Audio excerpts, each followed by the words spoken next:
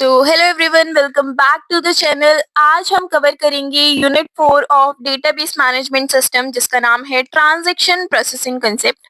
इस यूनिट को स्टार्ट करने से पहले एक क्वेश्चन मैं आप लोगों से पूछना चाहूंगी कि इफ यू गाइज वांट, क्योंकि अब एग्जाम्स बहुत ही जल्दी में है, कभी भी एग्जाम्स हो सकते हैं, टेंटेटिव डेट शीट तो आ ही चुकी है। तो इफ यू गाइज वांट कि मैं सारे सब्जेक्ट्स की इंपॉर्टेंट क्वेश्चन की सीरीज लेकर आऊँ, मतलब जितने भी आपके सब्जेक्ट्स हैं उन सारे सब्जेक्ट्स की हर एक यूनिट की कंबाइंड एक वीडियो लेकर आऊं, जिसमें सारे इंपॉर्टेंट टॉपिक्स हैं, आपको पता चल पाए कि भाई कौन कौन से इंपॉर्टेंट टॉपिक्स हैं। तो प्लीज कमेंट यस। आप लोगों के कमेंट्स अगर होंगे तो मेरे को मोटिवेशन मिलेगी, क्योंकि डेटा को बहुत ज्यादा एनालाइज करना पड़ेगा, पीवाईक्यूज देखने पड़ेंगे, काफी चीजें मेरे को भी देखनी पड़ेंगी।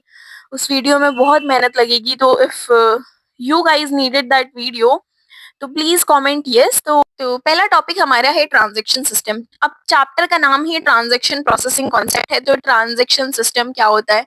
भाई नॉर्मल ट्रांजैक्शंस तो आप लोग भी करते हो, आप लोगों ने कुछ सामान खरीदा, ट्रांजैक्शन करी। अब तो सभी लोग ऑनलाइन पेमेंट यूज करते हैं, ऑनलाइन पेमेंट मेथड यूज करते हैं, वही हमारा होता है, वही उसे ही हम बोलते हैं ट्रांजैक्शन।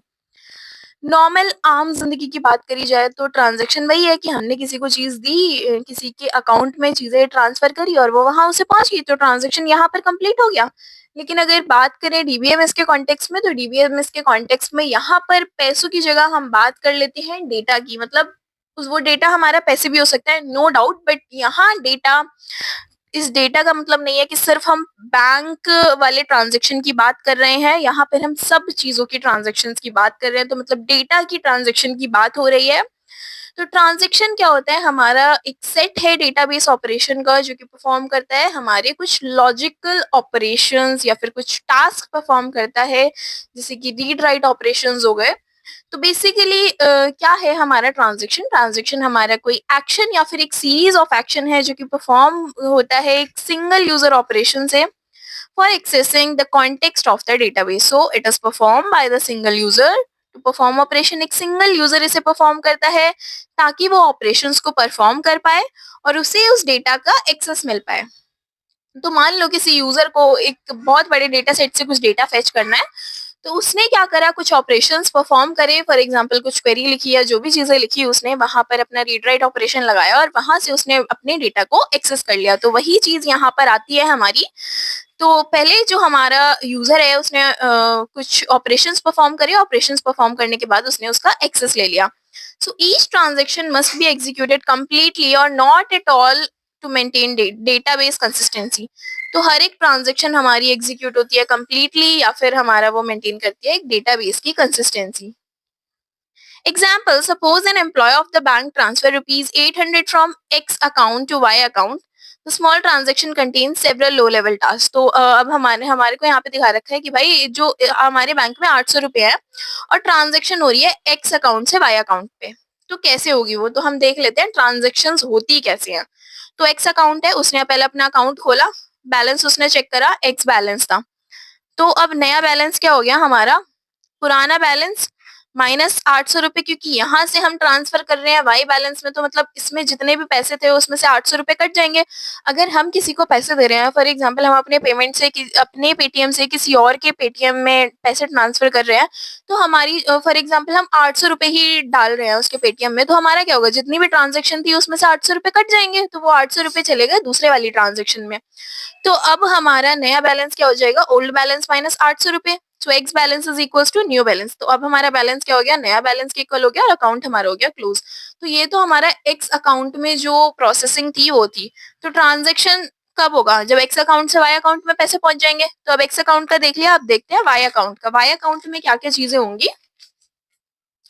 वाई अकाउंट में भी वही होगा, पहले तो हमारा अकाउंट खुलेगा, ओपन अकाउंट होगा, फिर उसके बाद पुराना बैलेंस देखा जाएगा, पुराना बैलेंस कुछ होगा वाई अकाउंट में। अब नया बैलेंस क्या होगा? ओल्ड बैलेंस प्लस 800 रुपए, क्योंकि यहाँ पर एक्स अकाउंट से वाई अकाउंट में 800 रुपए आए हैं, तो पुराने बैलेंस में 800 रुपए ऐड हो जाएंगे। तो अब हमारा वाई का बैलेंस क्या हो जाएगा? जो हमारा नया वाला अपडेटेड बैलेंस है, और उसके बाद हम अकाउंट को कर देंगे close. So what are the characteristics of transaction? Transactions में हमारे पास एक बहुत इंपॉर्टेंट कैरेक्टरिस्टिक है, ये एक बहुत इंपॉर्टेंट टॉपिक है जो कि बहुत ज्यादा पूछा जाता है। So it is one of important topic. तो इस प्रॉपर्टी को या फिर इसकी कैरेक्टरिस्टिक्स को हम बोलते हैं एसिड प्रॉपर्टीज। इसमें 4 मेन प्रॉपर्टी होती हैं जो कि कंसिस्टेंसी में हेल्प करती हैं and it is used in database before and after the transaction. तो ए हमारा होता है एटॉमिसिटी।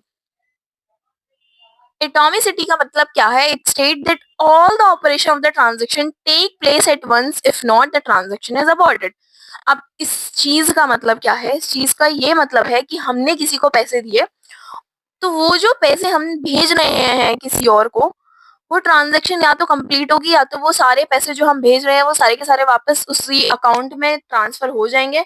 वरना अगर बीच में कोई इश्यू आता है, कोई इंटरप्शन आती है, तो वो ट्रांजैक्शन अबॉर्ट हो जाएगी, वहां से पैसे नहीं कटेंगे, दूसरे अकाउंट में पैसे नहीं जाएंगे।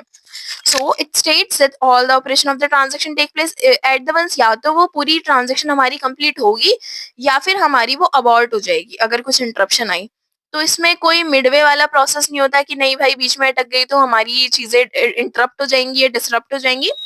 तो the transaction can not occur partially. Transaction हमारी पार्शियली नहीं चल सकती है। हर ट्रांजेक्शन ट्रीट होती है एक सिंगल यूनिट की तरह। या तो वो पूरी चलेगी, आइदर इट रन कंप्लीटली, या फिर वो बिल्कुल भी एग्जीक्यूट नहीं होगी। सो एटॉमिसिटी में 2 स्टेप्स हमारे पास आते हैं, अबॉर्ट या फिर commit.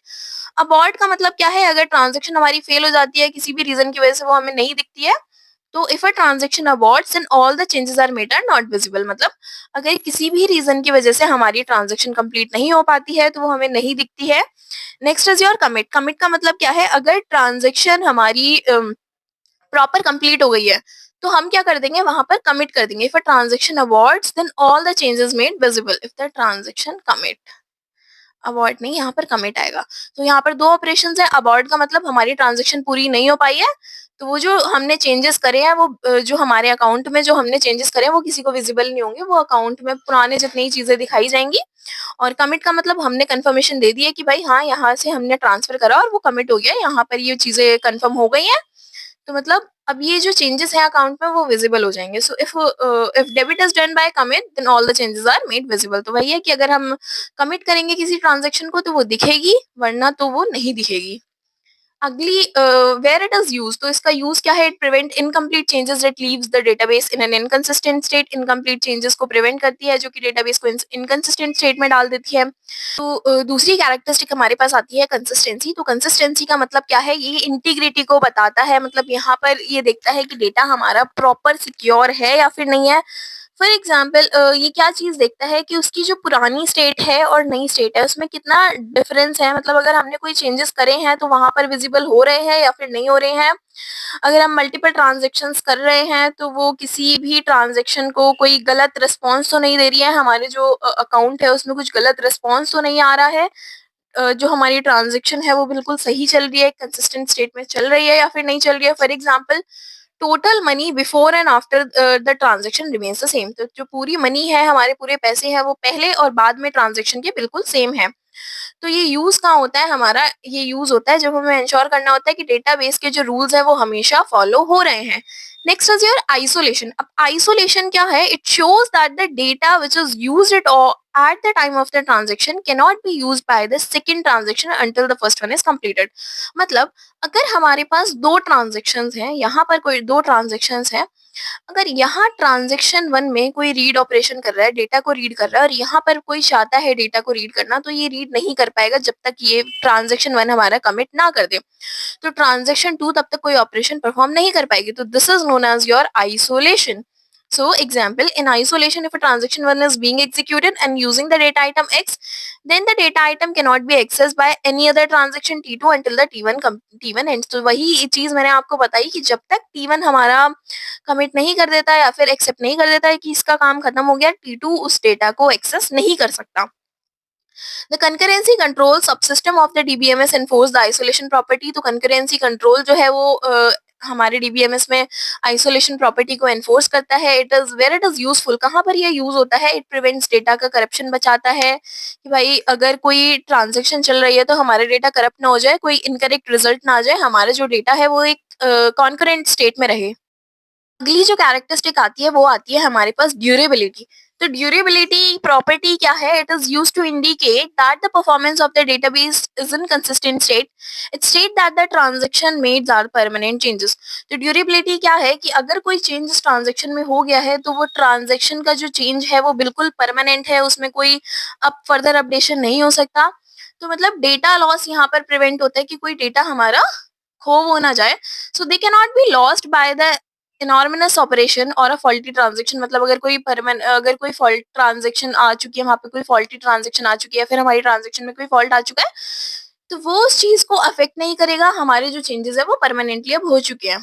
So they can not be lost by the same. Okay, same point repeat हो गया यहाँ पर. सो इसका एग्जाम्पल क्या है? आफ्टर रियाज transaction is committed the update remain if the system crashes. तो मतलब एक लड़की है, उसने ट्रांजेक्शन करी कुछ, उसने पैसे किसी अकाउंट में भेजे, उसकी ट्रांजेक्शन मतलब कंप्लीट हो गई, वहां पे चेंजेस हो गए, अपडेट हो गया है, लेकिन उसके बाद सिस्टम क्रैश कर जाता है. तो सिस्टम क्रैश करने के बावजूद भी उसकी जो चेंजेस हैं वो परमानेंट हो गए हैं. तो मतलब उसकी जो पेमेंट है, जो उसके पैसे कटे हैं, वो कहीं जाएंगे नहीं, वो उस अकाउंट से प्रॉपर कट जाएंगे और जिस अकाउंट में उसने ट्रांसफर करे हैं उस अकाउंट में पहुंच जाएंगे. तो यहाँ पर कोई डेटा लॉस नहीं हुआ है हमारा. Where it is useful, it provide reliability. Reliability provide करता है, ट्रस्ट प्रोड्यूस करता है, यूजर्स के अंदर ट्रस्ट वर्दी बनाता है डेटाबेस को. अब इन प्रॉपर्टीज हमारे पास ये जो कैरेक्टरिस्टिक्स थी एसिड प्रॉपर्टीज, तो इनका मतलब शॉर्ट फॉर्म में एक बार देख लेते हैं. एटॉमिसिटी क्या था? या तो सारा होगा या फिर कुछ भी नहीं. मतलब या तो वो पूरी ट्रांजेक्शन को एक्सेप्ट करेगा वरना अबॉर्ट कर देगा, या तो कमिट करेगा या अबॉर्ट कर देगा. कंसिस्टेंसी का मतलब क्या है? इंटीग्रिटी मेंटेन कर रहा है. आइसोलेशन का मतलब कोई इन्फेरेंस नहीं हो रहा, जब तक एक ट्रांजेक्शन चल रही है तो वो चलेगी, जैसी वो खत्म होगी तब दूसरी स्टार्ट होगी, जब तक दूसरी स्टार्ट नहीं हो सकती है. ड्यूरेबिलिटी का मतलब क्या है? परमानेंट चेंजेस हो चुके हैं. Now what are the operations of transaction? अब ट्रांजैक्शन के ऑपरेशंस क्या है कि ट्रांजैक्शन हमारी बनी है सीक्वेंस ऑफ बेसिक ऑपरेशन से. मतलब बहुत सारे ऑपरेशंस की हेल्प से हमारी एक ट्रांजैक्शन बनी है जो कि हमारे डेटा को एक्सेस करने में, मॉडिफाई करने में हेल्पफुल होती है. तो कुछ ऑपरेशंस हमारे यूज होते हैं ट्रांजैक्शन में. पहला ऑपरेशन हमारे पास है read operation. So it is use to read the value of x from the database. जो कि ये क्या करता है? हमारा एक्स को रीड करने में हेल्प करता है डेटाबेस से और स्टोर करता है उसे बफर मेमोरी में. मतलब अगर कोई चीज हमने यहाँ पर रीड करी है तो वो रीड रीड करके कहाँ जाएगी? वो डायरेक्ट उसमें कुछ चेंजेस वेंजेस तो आ नहीं रहे, हम कुछ चीज राइट तो कर नहीं रहे. तो रीड करके वो हमारी जाती है एक बफर में. बफर के अंदर मेन मेमोरी में वो सारा डेटा हमारा चला जाता है. So it does not change the database value. ये डेटाबेस की वैल्यू चेंज नहीं करता क्योंकि हम रीड कर रहे हैं, राइट नहीं कर रहे हैं. Example read balance. Next operation is your write operation. Write operation में क्या होता है? हम किसी चीज को, किसी वैल्यू को लिख रहे हैं या फिर कोई ऑपरेशन परफॉर्म कर रहे हैं यहाँ पर. So it is use to write the value back to the database from the buffer. यहाँ पर हम वैल्यू को लिख रहे हैं डेटाबेस में from the buffer. It is use for modification updation of data. तो ये कहाँ कहाँ यूज होती है? डेटा को मॉडिफाई करने में, डेटा को अपडेट करने में. एग्जाम्पल राइट बैलेंस, मतलब हमें बैलेंस लिखना है, तो अगर हमें राइट ऑपरेशन लगाना है तो हम पहले राइट कमांड लिखेंगे, फिर उसके अंदर बैलेंस जो भी हमारा है उसका नाम लिखेंगे. एग्जाम्पल से समझते हैं, एक ट्रांजेक्शन है हमारे पास जिसमें कि 4,000 रुपए हैं. तो हमने पहले उसे रीड करा, मेन मेमोरी में हम लेकर आ गए, उसे बफर में लेकर आ गए, लोकली स्टोर कर लिया बफर में. आफ्टर दैट हमने क्या करा? एक्स में से हमने 500 रुपए माइनस करे कि भाई हमने राइट ऑपरेशन लगाया कि यहाँ से हमें 500 रुपए निकालने हैं. तो हमने यहाँ पर लगाया एक ऑपरेशन और उसके बाद उसे कर दिया राइट. आफ्टर राइट तो वही चीज यहाँ पर मैंने लिखी हुई है. तो पहले जो हमारा ऑपरेशन है, पहले वो रीड होगा. रीड होने के बाद वो स्टोर हो जाएगा बफर में. फिर सेकंड ऑपरेशन क्या होगा? अगर हमारे पास 4,000 रुपए हैं तो वो माइनस करेगा, उसमें से 500 रुपए हमारे पास बचेंगे. 3,500 रुपीज, मतलब 3500 रुपए हमारे पास बचेंगे. थर्ड ऑपरेशन में हमारे पास क्या होगा? जो भी चीज हमने लिखी है वो बफर में जाके स्टोर हो जाएगी और वही हमारी फाइनल वैल्यू होगी. But due to any system failure transaction में फेल. अब किसी सिस्टम फेलियर की वजह से ट्रांजेक्शन फेल हो सकती है अगर हमने ये पूरी चीजें कमिट नहीं करी. तो इस प्रॉब्लम को सॉल्व करने के लिए हम करते हैं कमिट. मतलब अगर हमने ये ट्रांजेक्शन करी और लास्ट में हमने कमिट ही नहीं करा तो ये जो ट्रांजेक्शन हमारी हुई है ये फेल हो सकती है. अगर कोई सिस्टम क्रैश हो गया तो इस चीज को, इस प्रॉब्लम को अवॉइड करने के लिए हम यहाँ पर लगाते हैं कमिट. तो कमिट का मतलब क्या है? ये परमानेंटली हमारी चीजों को स्टोर कर लेता है. It indicates the successful completion of a transaction. मतलब हमारी जो ट्रांजेक्शन है वो बिल्कुल सक्सेसफुली कंप्लीट हो चुकी है. ड्यूरेबिलिटी को इंश्योर करता है. अब रोल बैक क्या है? अभी अगर हमने यहाँ पर कमिट ना करा होता, अगर इस वाले राइट ऑपरेशन के बाद हमने यहाँ पर कुछ कमिट ना करा होता, कमिट ना करने के बाद अगर कोई सिस्टम क्रैश आ जाता तो मतलब हमारी ट्रांजेक्शन तो खराब हो गई. तो उसे उस चीज को सही करने के लिए हम यूज करते हैं रोल बैक। रोल बैक का मतलब क्या है? Cancels the current transaction. जो भी हमने ट्रांजेक्शन करी है उसे कैंसिल करके जो हमारा ओरिजिनल अमाउंट था उसे ही शो करता है। So it is use to undo the work done. सारे काम को अंडू कर देता है। It is use in case of errors और फेलियर। एरर और फेलियर्स के केसेस में यूज होता है और एटॉमिसिटी को बनाकर रखता है। तो कुछ एक्स्ट्रा ऑपरेशंस हमारे पास हैं। वो एक्स्ट्रा ऑपरेशंस क्या क्या है? पहला ऑपरेशन है हमारे पास बिगिन या स्टार्ट, जो कि हमें बताता है कि ट्रांजैक्शन स्टार्ट हो चुकी है। एंड हमें बताता है कि भाई ट्रांजैक्शन सेव हो चुकी है, अब हमें अब कमिट करना है। जब तक कमिट नहीं हो जाता तब तक हमारे परमानेंट चेंजेस नहीं होंगे। सो now what is the difference between commit and roll back? Commit और रोल बैक के बीच में क्या डिफरेंस है? कमिट का मतलब है कि हमने कंफर्मेशन दे दिया है, हमारी ट्रांजेक्शन कंप्लीट हो चुकी है। रोल बैक का मतलब है हम अपनी ट्रांजेक्शन को कैंसिल कर रहे हैं। अब इसके इफेक्ट्स क्या क्या होते हैं? The changes made of the transaction are permanent. Changes हमारे परमानेंट होते हैं। Changes made by the transaction are undone. Changes हमारे अनडन होते हैं। Database move to the new. Database हमारा नई जगह पहुंच जाता है। यहाँ पर वो पुरानी स्टेट पर चला जाता है वापस हमारे डेटाबेस। अगर हम किसी चीज को रोल बैक कर रहे हैं तो जहां से इनिशियली स्टार्ट हुआ था वहीं पर वापस रोल बैक होकर चला जाता है। इसकी स्टेट क्या होती है? कंसिस्टेंट स्टेट होती है। यहाँ पर भी कंसिस्टेंट स्टेट होती है। So what are its use case? Commit हमारा यूज कब होता है? All operations are executed without error. जब हमारे सारे ऑपरेशंस बिना एरर के एग्जीक्यूट हो जाए। लेकिन यहाँ पर अगर कोई हमारा सिस्टम फेलियर हो गया, फिर कोई क्रैश हो गया, कोई एरर आ गया, एसिड प्रॉपर्टी में ये इंश्योर करता है कमिट ड्यूरेबिलिटी और रोल बैक हमारा इंश्योर करता है atomicity. So now what are the states of transaction? अब ट्रांजेक्शन की स्टेट्स क्या क्या है? बिगिन होता है, देन एक्टिव स्टेट आती है। एक्टिव स्टेट आने के बाद हमारा पार्शियली कमिटेड होता है। आफ्टर पार्शियली कमिटेड वो फुली कमिटेड हो जाते हैं और ट्रांजेक्शन हमारी एंड कर जाती है। अगर ये चीजें कमिट ना हो, अगर हम कमिट ना करें, कोई सिस्टम क्रैश हो जाए तो अगर कोई सिस्टम क्रैश हो गया, हमने कमिट नहीं करा, कमिट करने से पहले सिस्टम क्रैश हो गया, तो मतलब it is a case of failure. Failure है तो हम क्या करते हैं? उसे अबॉर्ट करते हैं और फिर उस चीज को एंड कर देते हैं। तो हमारे ट्रांजैक्शन के टाइम बहुत सारी स्टेट्स हमें पास करनी होती है। तो पहली स्टेट हमारी होती है एक्टिव स्टेट। एक्टिव स्टेट का मतलब क्या है? इनिशियली हमारी ट्रांजैक्शन यहाँ से स्टार्ट हो रही है, सारी इंस्ट्रक्शन यहीं से ही हमारी एग्जीक्यूट होना स्टार्ट करेंगी। सो इंसर्शन एंड डिलीशन और updating a record is done here. तो जितना भी हमारे इंसर्शन होते हैं, डिलीशन होते हैं, अपडेशन होते हैं, वो सब यहीं से ही स्टार्ट होता है। Next is your partially committed state. Partially committed state का मतलब क्या है? Before final state. मतलब यहाँ पर जो भी हमने ऑपरेशन परफॉर्म करा है, रीड करा है, राइट करा है, अपडेट करा है, डिलीट करा है, whatever we have done, यहाँ पे चेंजेस आ गए लेकिन अभी हमने वो कमिट नहीं करे हैं। चेंजेस हमारे हो गए, ऑपरेशन यहाँ पर परफॉर्म हो गए हैं। तो ऑपरेशन जो है हमारे वो कंप्लीट हो जाएंगे except writing the final result to the database. मतलब हमारा जो फाइनल रिजल्ट है वो भी डेटाबेस में नहीं लिखा गया, लेकिन जो ऊपर एक्टिव स्टेट में हमने ऑपरेशंस लगाए थे वो यहाँ पर ऑपरेशंस परफॉर्म हो जाएंगे, उनका रिजल्ट हमारे पास आ जाएगा। लेकिन जब तक हम कमिट नहीं करेंगे वो डेटाबेस में सेव नहीं होंगे, तो ये वेट करेगा कमिट होने का। For example, in a total marks calculation a fully display of the total marks is executed in the state. तो मतलब हमने प्रॉपर कैलकुलेट तो कर दिया लेकिन अब वो डिस्प्ले नहीं हो रहा है। नेक्स्ट आती है हमारे पास committed state.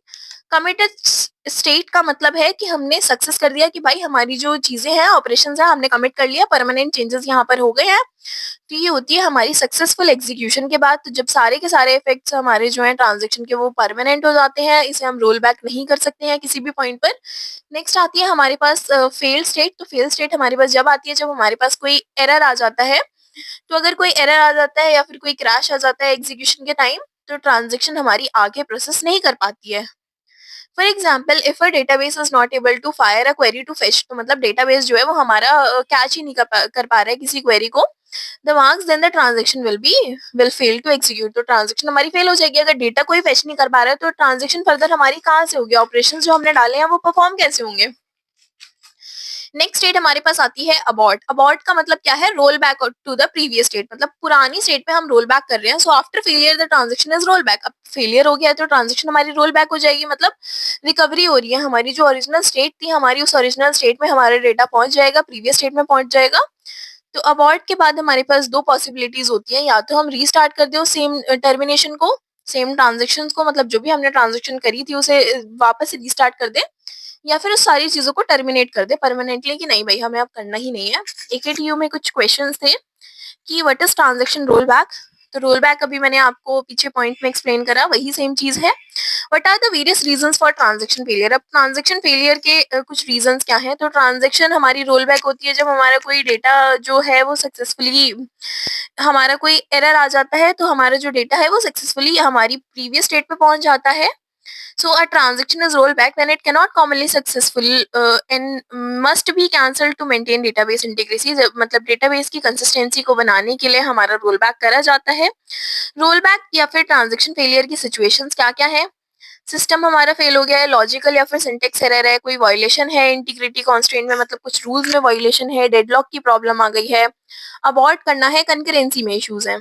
So now next is your schedule. Schedule क्या होता है हमारे डेटाबेस में? शेड्यूल का मतलब है किसी चीज को ऑर्डर करना, मतलब एक ऑर्डर उसका मेंटेन कर देना कि ये काम इस ऑर्डर में होगा। तो शेड्यूल क्या होता है? It is the ordering of the multiple transaction so that they can be execute concurrently. मतलब हम ऑर्डर कर रहे हैं, सारी चीजों को ऑर्डरिंग कर रहे हैं ताकि वो अच्छे से एग्जीक्यूट कर पाए, उसमें कोई सिस्टम क्रैश होने की चांसेस ना हो, जो भी डेटा हमने दिया है वो सीक्वेंस में चले, एक प्रॉपर ऑर्डर में चले। तो यहाँ पर ये क्या करता है, ऑपरेशंस हमारे जो होते हैं वो एक पर्टिकुलर ऑर्डर में होते हैं हर एक ट्रांजेक्शन के अंदर, तो यहाँ पर कंसिस्टेंसी हमारी मेंटेन रहती है। So now why schedules are needed? अब शेड्यूल्स की जरूरत क्यों पड़ती है? शेड्यूल की जरूरत इसलिए पड़ती है क्योंकि वो अलाउ करता है कंकरेंट एग्जीक्यूशन को, सिस्टम की परफॉर्मेंस को बहुत ज्यादा बढ़ा देता है, कंसिस्टेंसी को मेंटेन करके रखता है और आइसोलेशन रखता है ट्रांजेक्शन्स के बीच में। So example let T1 and T2 भी ट्रांजेक्शंस, दो हमारे पास ट्रांजेक्शंस हैं T1 और T2। तो T1 में हमने क्या करा, पहले रीड करा फिर राइट करा, सेम हमने T2 में करा, एक ट्रांजेक्शन हमने एक डेटा लिया B, उसे रीड करा फिर हमने उसे राइट करा। तो शेड्यूल हमने कर दिया कि पहले हमारा ए रीड होगा, फिर उसके बाद हमारा जो ट्रांजेक्शन 2 है उसमें से बी रीड होगा, then after that A write होगा, देन बी राइट होगा फ्रॉम द ट्रांजेक्शन 2। तो इसी बेसिस पर हमारी जो अब ट्रांजेक्शंस है, जो भी हमारा जो डेटा था वो शेड्यूल हो गया। तो पहले ये परफॉर्म होगा, आफ्टर दैट पहले ए रीड होगा, फिर बी रीड होगा, फिर ए राइट होगा, फिर बी राइट होगा। So now what are the types of schedule? अब हमारे पास टाइप्स ऑफ शेड्यूल कौन कौन से आते हैं? हमारे पास दो तरीके के शेड्यूल होते हैं, सीरियल और non serial schedule.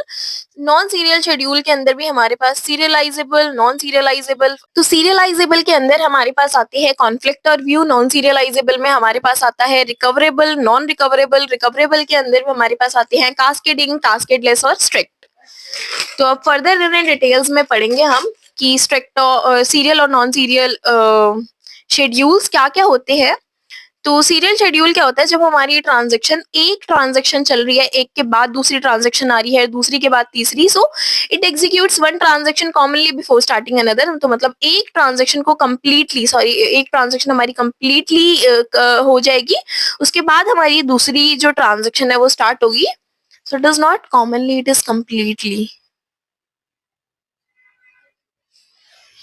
Non serialisable में क्या होता है कि हमारे जो ऑपरेशंस हैं वो मल्टीपल ऑपरेशंस एक साथ चल रहे होते हैं, तो यहाँ पर कोई कंकरेंसी का इशू नहीं होता, कॉन्फ्लिक्ट के चांसेस बहुत कम होते हैं। यहाँ पर कॉन्फ्लिक्ट आ सकती है, स्लो एग्जीक्यूशन होता है, लेकिन यहाँ पर बेटर परफॉर्मेंस होता है।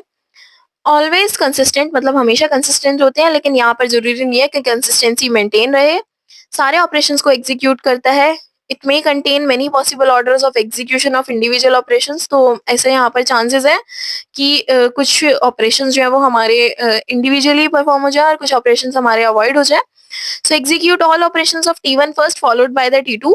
तो ये क्या करता है, मतलब अगर हमारे पास दो ट्रांजेक्शंस हैं, for example this is transaction 1 and this is transaction 2, तो हमारे पास दो ट्रांजेक्शन है, तो ये क्या करेगा, दोनों ट्रांजेक्शन में तो पहली जो ट्रांजेक्शन होगी ट्रांजेक्शन 1 पहले उसे कंप्लीट करेगा, उसके बाद दूसरी ट्रांजेक्शन पर जाएगा। लेकिन नॉन सीरियलाइजेबल की बात करें तो नॉन सीरियलाइजेबल में ट्रांजेक्शन 1 में भी काम चल रहा होगा, ट्रांजेक्शन 2 में भी साइमल्टेनियसली काम हमारा चल रहा होगा। तो अब नॉन सीरियल शेड्यूल्स में सीरियलाइजेबिलिटी का मतलब क्या होता है? तो serializability of schedules is used to find non serial schedules. तो सीरियलाइजेबिलिटी जो शेड्यूल्स में होती है वो हम किस लिए यूज करते हैं? To find non serial schedules that allow transaction to execute concurrently without interfering another. तो मतलब एक नॉन सीरियल टाइप की ही हमारी सीरियलाइज शेड्यूल है। तो सीरियलाइजेबिलिटी का मतलब क्या है? जब हमारी नॉन सीरियल शेड्यूल्स, मतलब जब हमारे पास मल्टीपल शेड्यूल्स, मल्टीपल ट्रांजेक्शंस हैं जो कि एक साथ चल रहे हैं, इस तरीके से चल रहे हैं इस तरीके से हमारा आउटपुट दे रहे हैं कि जैसे हमारे सीरियल वे में काम होता था, मतलब कोई कॉन्फ्लिक्ट हमारी अगर नहीं हो रही है, कंकरेंसी हमारी प्रॉपर मेंटेन्ड है. So it identifies which schedule are correct when executions of the transaction have interleaving of their operation. तो ये बताता है कि कौन से schedules हमारे correct थे जब operations हमारे perform हो रहे थे. A non-serial schedule will be serializable if its result is equal to the result of its transaction executed serially. तो मतलब हमारा जो नॉन सीरियल शेड्यूल है वो सीरियलाइजेबल कब कहलाएगा, जब उसके रिजल्ट्स बिल्कुल इक्वल होंगे जैसे हमारे सीरियल शेड्यूल में होते थे. तो it is further divided into two types. तो हमारे ये दो तरीके का होता है. पहला आता है हमारे पास कन्फ्लिक्ट, जो कि कन्फ्लिक्ट्स पे बेस्ड होता है, read write right right conflicts पे. व्यू हमारा बेस्ड होता है फाइनल रिजल्ट्स पे. तो कॉन्फ्लिक्ट सीरियलाइजेबिलिटी क्या होता है? A schedule is conflict serializable if it can transform into a serial schedule by swapping non-conflict operations. तो एक शेड्यूल हमारी कॉन्फ्लिक्ट सीरियलाइजेबल कब कहलाती है? जब ये हमारे सारी चीजों को ट्रांसफॉर्म कर दे, मतलब जब ये हमारे नॉन कॉन्फ्लिक्टिंग ऑपरेशंस को स्वैप करके एक सीरियल शेड्यूल की तरह दिखाए, ऑपरेशंस को सीरियल शेड्यूल की तरह काम करे, उसे हम बोलते हैं कॉन्फ्लिक्ट सीरियलाइजेबिलिटी. तो ये क्या करता है? ये डिटरमाइन करता है using it is determine using precedence graph. Precedence graph की हेल्प से हम इसे डिटरमाइन करते हैं. अगर कोई साइकिल नहीं बना है तो मतलब अगर कोई भी साइकिल नहीं है पी ग्राफ में, तो इसका मतलब क्या है कि हमारा जो सीरियलाइजेबिलिटी है वो कॉन्फ्लिक्ट सीरियलाइजेबिलिटी है. मतलब अगर कोई ट्रांजेक्शन होगी तो हमें उसका बनाना पड़ेगा प्रेसिडेंस ग्राफ. प्रेसिडेंस ग्राफ में हमें चेक करना होगा कि भाई कोई साइकिल तो नहीं है. अगर कोई साइकिल नहीं हुई तो मतलब हमारा कॉन्फ्लिक्ट सीरियलाइजेबल नहीं है. So now testing conflict serializability. अब conflict serializability कैसे काम करती है? पहले तो हमें नोड बनानी है, मतलब जितनी भी हमारे पास ट्रांजेक्शन्स होंगे उन सब ट्रांजेक्शन्स को हम नोड बना देंगे. मतलब जितनी भी हमारे पास ट्रांजेक्शन हम बोल देंगे कि ये हमारे पास एक नोड है. उसके बाद हमें क्या करना है? उस जिस ट्रांजेक्शन के बेसिस पर हमें उसकी एजेस बनानी है, उसकी एजेस को डायरेक्ट करना है. So both access same data items and. तो अगर हम एक डायरेक्टेड एज कब बनाएंगे? फॉर एग्जांपल हमारे पास एक ट्रांजेक्शन है टी आई, दूसरी ट्रांजेक्शन है टीजे. तो हम एक डायरेक्टेड एज कब बनाएंगे टी आई से टीजे में? जब हमारे पास एक्सेस है दोनों सेम डेटा का, at least one operation is right, एक कम से कम एक ऑपरेशन हमारा राइट होना चाहिए. Operation of T I occurs before operation of TJ. तो मतलब टी आई जो ऑपरेशन है वो टीजे से पहले आना चाहिए. If the graph contain cycle तो इट इज नॉट कॉन्फ्लिक्टेड. अगर ग्राफ में हमारा साइकिल आ जाता है तो मतलब वो कॉन्फ्लिक्ट सीरियलाइजेबल नहीं है. सो नाउ एक न्यूमेरिकल से समझते हैं इसे. न्यूमेरिकल्स क्या है? हमारे पास एक शेड्यूल दिया हुआ है, तो पूरा हमें बनाना है, हमें चेक करना है कि ये कॉन्फ्लिक्ट सीरियलाइजेबल है या फिर नहीं है. तो कैसे देखेंगे? हमें दिया हुआ है, पहले हमारे पास हुआ रीड ऑपरेशन. तो हमने लिखा कि भाई हम पहले हमारे पास हो रहा है रीड ऑपरेशन. तो ए ट्रांजेक्शन हमारी हुई रीड, हमने लिख दिया, ठीक है. उसके बाद हमारा हुआ पहली ट्रांजेक्शन में राइट, कर दिया हमने. फिर हुआ हमारे दूसरे ट्रांजेक्शन में रीड, तो वो भी कर दिया. उसके बाद हुआ हमारा दूसरे ट्रांजेक्शन में राइट, वो भी कर दिया. फिर हमारा पहली ट्रांजेक्शन में बी रीड होता है, हमने वो भी कर दिया. फिर दूसरी ट्रांजेक्शन में बी राइट होता है, ठीक है, वो भी हो गया. अब यहाँ पर हमने देखा कि भाई पहली ट्रांजेक्शन के सारे ऑपरेशन परफॉर्म हो चुके हैं, तो मतलब यहाँ पर फाइनल कमिट होगा. लास्ट में सारी ऑपरेशन परफॉर्म होने के बाद हम कमिट करते हैं. यहाँ पर हमारे सारी चीजें परफॉर्म हो गई हैं, उसके बाद हम कमिट कर देंगे, ठीक है. तो अब हमने ये तो बना लिया. अब उसके बाद हमें बताना है कि ये कॉन्फ्लिक्ट ऑपरेशन, अब क्या करना है? कॉन्फ्लिक्ट बताना है. अब कॉन्फ्लिक्ट चेक करने के लिए हमें क्या करना है? पहले अगर हमें प्रेसिडेंस ग्राफ बनाना है, कोई भी प्रेसिडेंस ग्राफ बनाना है, प्रेसिडेंस ग्राफ बनाने से पहले हमें वो तो पता होना चाहिए कि कौन सी हमारी नोड्स हैं, कौन कौन सी ट्रांजेक्शन है, कौन कौन सी एजेस हैं. तो उसे देखने के लिए हम देखेंगे तीन तरह की हमारी जो कॉन्फ्लिक्ट्स होती हैं. तो कॉन्फ्लिक्ट्स कौन कौन सी होती हैं? Read write conflict, right read conflict और राइट राइट कॉन्फ्लिक्ट. तो यहाँ पर हमने देखा कि एक ट्रांजेक्शन जो है R1 वो रीड हुई, उस ट्रांजेक्शन को हमने कर दिया राइट. तो यहाँ पर तो कोई कॉन्फ्लिक्ट है नहीं कि भाई हमने कुछ पढ़ा और उसमें हम ट्रांजेक्शन में कुछ चेंजेस तो कर ही सकते हैं, ऑब्वियस सी बात है, ठीक है, कर दिया हमने कुछ चेंज. उसके बाद ट्रांजेक्शन 2 में क्या हुआ? वो राइट वाला डेटा रीड हो गया. लेकिन अगर ये ट्रांजेक्शन आके रीड कर रही है तो इसे इनिशियली ये वाला डेटा रीड करना है, लेकिन इसने तो राइट वाला डेटा रीड कर लिया. तो यहाँ पर कौन सी कॉन्फ्लिक्ट आती है हमारे पास? Right read conflict. तो पहली कॉन्फ्लिक्ट हमारी क्या हो गई? Right read conflict. कहां से? ट्रांजेक्शन ए से ट्रांजेक्शन 2 में, ठीक है. अब उसके बाद क्या हुआ? इसने रीड करा, रीड करने के बाद इसने ये डेटा को राइट कर दिया. अब यहाँ पर फिर से राइट राइट कॉन्फ्लिक्ट हो गई. राइट राइट कॉन्फ्लिक्ट कैसे हो गई? ट्रांजेक्शन 1 ने कुछ डेटा लिखा, मतलब ट्रांजेक्शन 1 ने कुछ डेटा लिखा, लेकिन यहाँ पर वो डेटा ओवरराइट हो गया, वो डेटा तो वेस्ट हो गया जो हमने लिखा था। यहाँ पर इसने वो चीज रीड करी, लिखा हुआ डेटा, और यहाँ पर उसने उसमें चेंजेस कर दिया, उसमें कुछ लिख दिया, तो मतलब यहाँ पर राइट राइट कॉन्फ्लिक्ट भी आ गया। तो ट्रांजेक्शन 1 से ट्रांजेक्शन 2 में राइट राइट कॉन्फ्लिक्ट भी आ गया। अब बी में कॉन्फ्लिक्ट चेक करते हैं। हमने ए में कॉन्फ्लिक्ट तो चेक कर ली, बी में क्या कॉन्फ्लिक्ट हुई है, यहाँ पर कुछ चीज रीड हुई है, आफ्टर दैट यहाँ पर राइट हुआ है, तो मतलब रीड राइट कॉन्फ्लिक्ट यहाँ पर आया हमारे पास। सो नाउ हमने देखा कि भाई हमारे पास दो नोड्स बनी, T1 और T2। ठीक है, अब एजेस का क्या क्या हमारी जा रही है, T1 से जा रही है T2 पर। ठीक है, तो ये तो हमारा सिंपल सा बन गया एक हमारा ग्राफ। अब हम चेक करेंगे साइकिल्स, तो इसमें कोई साइकिल तो नहीं है, नहीं इसमें कोई साइकिल है ही नहीं, तो इसे हम बोल देंगे कि यहाँ पर हमारी कॉन्फ्लिक्ट सीरियलाइजेबिलिटी थी। ठीक है, ये तो बहुत बेसिक सा एग्जांपल हो गया।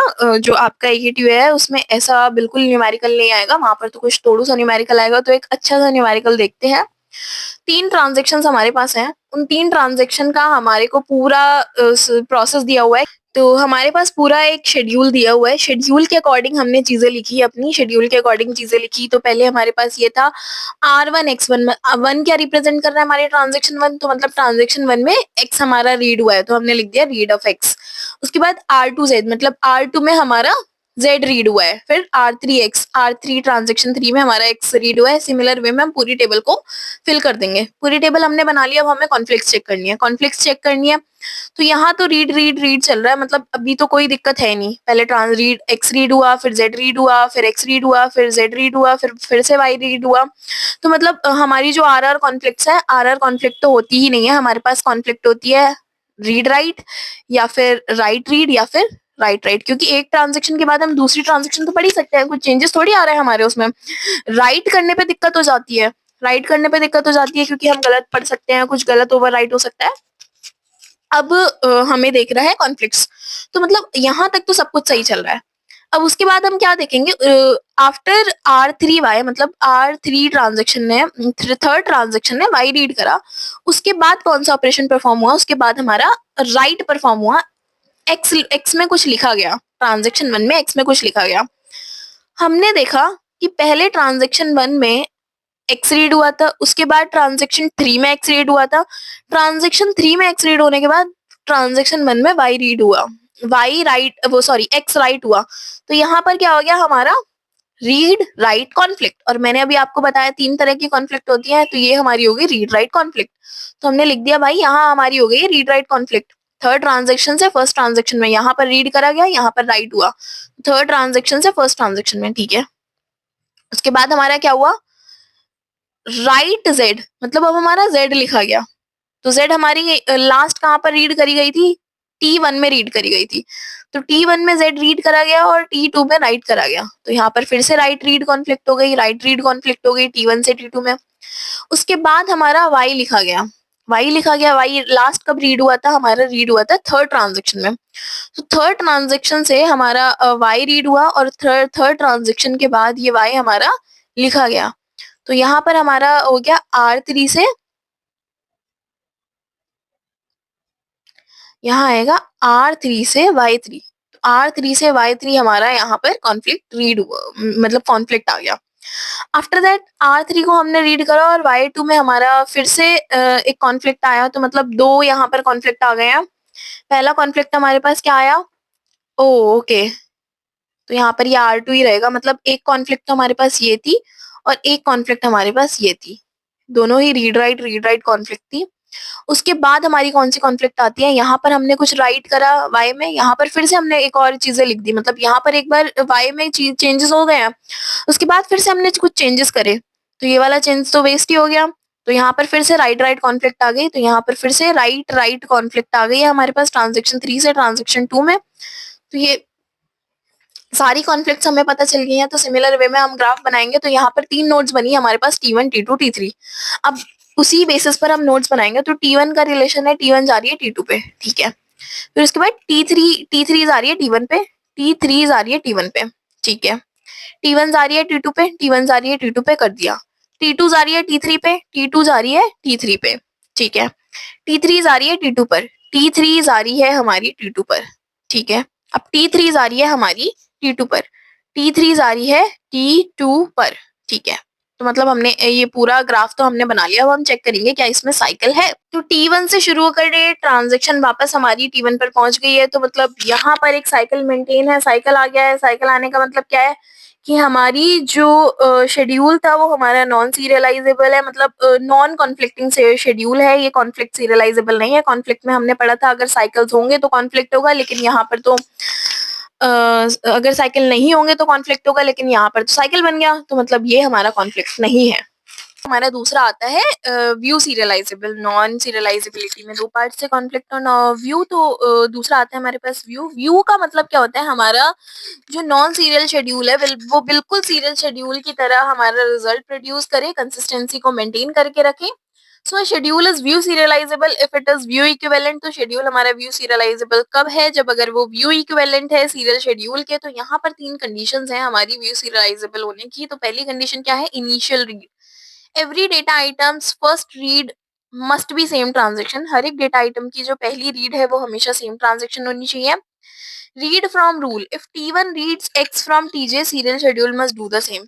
तो अगर T1 रीड कर रहा है X को TJ से, तो सीरियल अगर सीरियल शेड्यूल होता तो वो भी ऐसे ही हमारा चीजों को परफॉर्म कर रहा होता।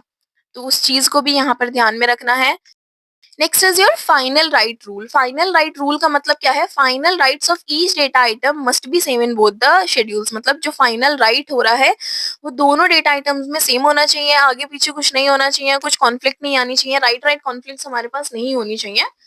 तो इसे भी एक एग्जाम्पल से समझते हैं। तो यहाँ पर हमारे पास दो शेड्यूल थे, शेड्यूल 1 और शेड्यूल 2। तो ठीक है, देख लेते हैं। इन तीन कंडीशन हमने देखी, इनिशियल रीड, फाइनल राइट और राइट राइट। जो हमारा राइट रीड कॉन्फ्लिक्ट है वो दोनों ही शेड्यूल में सेम होना चाहिए। तो यहाँ पर हमारे पास ट्रांजेक्शन्स थी, तो पहले इनिशियल रीड देख लेते हैं। तो यहाँ पर पहले रीड करा ए को, ठीक है। फिर उसके बाद इसने रीड करा ट्रांजेक्शन 1 ने बी को, ठीक है। इस दूसरे शेड्यूल में हम देखते हैं ट्रांजेक्शन 1 ने पहले रीड करा ए को, ठीक है। फिर ट्रांजेक्शन 1 ने ही पहले रीड करा बी को, ठीक है। ये चीज तो बिल्कुल सेम है दोनों शेड्यूल्स में। अब फाइनल राइट देखते हैं। दूसरी कंडीशन हमारी फाइनल राइट थी। फाइनल राइट में हम देखेंगे कि यहाँ पर ए हमारा ट्रांजेक्शन 1 में लिखा गया, और वेट अ सेकेंड, ट्रांजेक्शन 1 में हम ट्रांजेक्शन 2 में ए का फाइनल राइट हुआ, ठीक है। ट्रांजेक्शन 2 में फाइनल राइट हुआ। बी का भी हमारा फाइनल राइट ट्रांजेक्शन 2 में हुआ, ठीक है। बी का भी हमारा फाइनल राइट ट्रांजेक्शन 2 में हुआ। अब सी शेड्यूल 2 की बात कर लेते हैं। तो ए का फाइनल राइट हमारा कहाँ हुआ है, ट्रांजेक्शन 2 में। तो हमने लिखा ट्रांजेक्शन 2 में ए का फाइनल राइट हुआ है। ट्रांजेक्शन 2 में हमारा बी का फाइनल राइट हुआ है। तो मतलब दो कंडीशन तो अभी तक सेटिस्फाई कर चुकी है हमारी, इनिशियल रीड और फाइनल राइट की। नेक्स्ट कंडीशन हम देखते हैं, राइट रीड कॉन्फ्लिक्ट सेम है या फिर नहीं। तो हमने देखा पहले ट्रांजेक्शन 1 में राइट हुआ, आफ्टर दैट ट्रांजेक्शन 2 में रीड हुआ, ये वाली कॉन्फ्लिक्ट है। यहाँ पर पहले ट्रांजेक्शन 1 में राइट हुआ, फिर ट्रांजेक्शन 2 में रीड हुआ, ठीक है। ये वाली कॉन्फ्लिक्ट तो हमारी बिल्कुल सेम है। नेक्स्ट कॉन्फ्लिक्ट हमारे पास क्या होती है कि अगर हमने बी रीड करा तो हमने राइट करा, ठीक है। ये तो कोई कॉन्फ्लिक्ट है नहीं हमारी, रीड करने के बाद सेम ट्रांजेक्शन में हम राइट कर रहे हैं। आफ्टर दैट बी हमारा यहाँ पर राइट हुआ और यहाँ पर बी रीड हो गया, तो राइट रीड कॉन्फ्लिक्ट आ गई। तो यहाँ पर राइट रीड कॉन्फ्लिक्ट हो गई। यहाँ पर हम देखें तो यहाँ पर भी हमारी राइट रीड कॉन्फ्लिक्ट बी की हुई है। तो मतलब कॉन्फ्लिक्ट्स भी दोनों जगह सेम है, दोनों जगह कॉन्फ्लिक्ट सेम है। तीनों कंडीशन हमारी सेटिस्फाई कर गई है, इनिशियल रीड, फाइनल राइट और रीड राइट कॉन्फ्लिक्ट, या फिर राइट रीड कॉन्फ्लिक्ट। जो भी कॉन्फ्लिक्ट्स हमारे पास आएंगे वो सेम है, हमारे पास कॉन्फ्लिक्ट सेम है। तो मतलब ये व्यू सीरियलाइजेबल है। डिफरेंस क्या है हमारा कॉन्फ्लिक्ट और व्यू सीरियलाइजेबल में, ये कॉन्फ्लिक्ट सीरियलाइजेबल हमारा टेस्ट होता है by using precedence graph. View serialisable को हम यूज करते हैं या फिर टेस्ट करते हैं बाय यूजिंग रीड फ्रॉम या फिर फाइनल, अपनी तीन कंडीशंस को देखकर। तो कॉन्फ्लिक्ट सीरियलाइजेबल बहुत इजी होता है चेक करने में, but view serializable is not easy to check, क्योंकि वहां पर तो सिर्फ हमें साइकिल देखना है। ब्लाइंड राइट यहाँ पर नहीं होते हैं, लेकिन यहाँ पर हो सकता है। Restrictive, yes it is restrictive. View serialisable हमारा रिस्ट्रिक्टिव नहीं है। Accepted schedule subset of view, यहाँ पर हमारे सारे कॉन्फ्लिक्ट्स इंक्लूड हो जाते हैं। तो अगर कोई चीज हमारी, अगर कोई शेड्यूल हमारा कॉन्फ्लिक्ट है तो वो व्यू सीरियलाइजेबल भी है। लेकिन अगर कोई शेड्यूल हमारा व्यू सीरियलाइजेबल है तो उसका ये मतलब नहीं है कि वो कॉन्फ्लिक्ट भी होगा। तो सारे कॉन्फ्लिक्ट्स हमारे व्यू सीरियलाइजेबल होते हैं, लेकिन सारे व्यू सीरियलाइजेबल हमारे कॉन्फ्लिक्ट नहीं होते हैं। So a view serializable schedule may not be conflict serializable if it involves view blind writes. तो एक view serializable हमारा conflict serializable नहीं होगा अगर उसमें blind writes आ रहे हैं. Blind write का मतलब क्या होता है? When a transaction perform a write operation without reading the data item first. तो मतलब transaction ने write operation को perform कर दिया बिना read करे, उसे हम बोलते हैं blind write. So why conflict serializable are more restrictive than view? तो conflict serializable ज्यादा restrictive क्यों होते हैं view serializable के? Because conflict ensures that the schedule can be transformed into serial schedule only by swapping non-conflicting operations. तो conflict हमारा बोलता है कि वो serial में तभी convert हो सकते हैं जब हम non-conflicting operations को swap करेंगे. If any two operation conflicts, their order cannot be changed. अगर कोई दो operation conflict कर जाते हैं तो उनका order हम change नहीं कर सकते. It rejects many schedules that could still produce correct result. काफी सारे schedules को ये reject कर देता है जो कि correct results हमारे बना सकते हैं. तो इसी वजह से हमारा conflict serializable ज्यादा restrictive होता है. Next is your recoverability. तो ट्रांजेक्शन अब हमारी रिकवरेबल कब होगी? अगर कोई फेलियर आ भी जाता है तो हमें वो चीज रिकवर करनी है, तो कब रिकवरेबल हो सकती है? जब तक हमारा डेटा जो है वो कमिटेड ना हो, क्योंकि एक बार डेटा कमिट हो गया तो वो तो परमानेंट चेंजेस हमारे हो ही जाते हैं डेटाबेस में. तो मतलब अगर हमने वो चीज कमिट ना करी हो तो हम उसे रिकवर कर सकते हैं, रोल बैक कर सकते हैं. तो यहाँ पर रिकवरेबिलिटी की कुछ टेक्निक्स हैं. पहली आती है हमारे पास रिकवरेबल शेड्यूल. रिकवरेबल शेड्यूल क्या होता है? that no transaction should commit before the transaction it has read data from the commit. तो मतलब कोई ट्रांजेक्शन हमारी कमिट नहीं कर सकती है जब तक वो डेटा को फॉर एग्जाम्पल इसे एग्जाम्पल से समझते हैं. यहाँ पर हमारी ट्रांजेक्शन 1 थी, इसने कुछ डेटा को राइट करा, ट्रांजेक्शन 2 ने उसे रीड कर लिया, लेकिन यहाँ पर ट्रांजेक्शन 2 से राइट नहीं कर सकता है. तो T2 reads from T1. T2 ने रीड करा T1 से, T1 ने कमिट कर दिया, T1 ने कमिट कर दिया, तो फिर उसके बाद T2 आगे की प्रोसेसिंग कर सकता है. तो ये रिकवरेबल है. तो मतलब अगर T1 ने कुछ डेटा लिखा है, T2 ने इसमें से डेटा पढ़ा है, उसने से डेटा पढ़ सकता है लेकिन लिख नहीं सकता है वो जब तक वो कमिट ना कर दे हमारा. सो वाई इट इज इम्पोर्टेंट? अब ये इम्पोर्टेंट क्यों है? क्योंकि ये प्रिवेंट करता है इनकंसिस्टेंसी जो कि हमारे कमिटेड ट्रांजेक्शन की वजह से आती है और दूसरी अनकमिटेड ट्रांजेक्शन हो जाती है. कास्केडिंग शेड्यूल या फिर कास्केडिंग रोल बैक क्या होता है हमारा? अगर कोई ट्रांजेक्शन है, मतलब T1 में कुछ चीज राइट हुई, हमने कुछ एक डेटा को राइट करा, ट्रांजेक्शन 2 ने उसे रीड करा, ट्रांजेक्शन 3 ने उसे रीड करा, ट्रांजेक्शन 4 ने उसे रीड करा, और यहाँ पर जाके हो गया फेलियर. अब फेलियर हो गया तो मतलब हमें फिर से इनिशियल स्टेट पे जाना, रोल बैक करना पड़ेगा. रोल बैक करेंगे तो मतलब जो हमने ये वाली रीड करा था वो रीड करा था हमने 3 से, लेकिन ये तो फेल हो गया. फेल हो गया तो हमने जो T3 है वो रीड करा था T2 से, ये भी फेल हो गया क्योंकि यहाँ तो ट्रांजेक्शन हमारी फेल हो गया. तो इनिशियल स्टेट पे जाने के लिए, मतलब जब हमारी मल्टीपल ट्रांजेक्शन चल रही होती है, हमें मल्टीपल रोल बैक लगाने होते हैं, उसे हम उसे हम बोलते हैं कास्केडिंग शेड्यूल, जहां पर हमारे मल्टीपल रोल बैक्स लगते हैं. Next is your cascadeless schedule. Cascadeless schedule क्या है? Schedule where a transaction is not allowed to read uncommitted data. मतलब यहाँ पर ट्रांजेक्शन हमारी अनकमिटेड डेटा को पढ़ ही नहीं सकती है. जो हमारा रिकवरेबल शेड्यूल था उसमें हम अनकमिटेड डेटा को एटलीस्ट रीड कर पा रहे थे, राइट नहीं कर पा रहे थे. लेकिन यहाँ पर अगर ट्रांजेक्शन 1 में हमने कुछ चीज रीड करी है, उसके बाद राइट कर दी और फिर कमिट करेंगे, अगर हम सिंपल रीड भी करते और हमने अभी तक कमिट नहीं करा, तो ट्रांजेक्शन 2 से रीड नहीं कर सकती जब तक हम उस डेटा को, उस चीज को कमिट ना कर दे. तो कमिट के बाद ही ट्रांजेक्शन 2 में कुछ ऑपरेशन परफॉर्म हो सकते हैं. So it prevents cascading rollbacks. तो ये कास्केडिंग रोलबैक्स को प्रिवेंट करती है. यहाँ पर जो एक ट्रांजेक्शन दूसरे ट्रांजेक्शन के ऊपर डिपेंड होती है तो हमें मल्टीपल रोलबैक्स करने पड़ते हैं. तो कास्केडलेस शेड्यूल इस चीज को प्रिवेंट करती है. Next is your strict schedule. अब स्ट्रिक्ट शेड्यूल क्या है? That no transaction can read or write a value modified by another transaction until the transaction has committed or roll back. तो कोई ट्रांजेक्शन रीड और राइट नहीं कर सकती या फिर किसी वैल्यू को मॉडिफाई नहीं कर सकती है जब तक दूसरी ट्रांजेक्शन कमिट ना कर दे, या फिर अगर रोल बैक की सिचुएशन है तो वो रोल बैक ना हो जाए.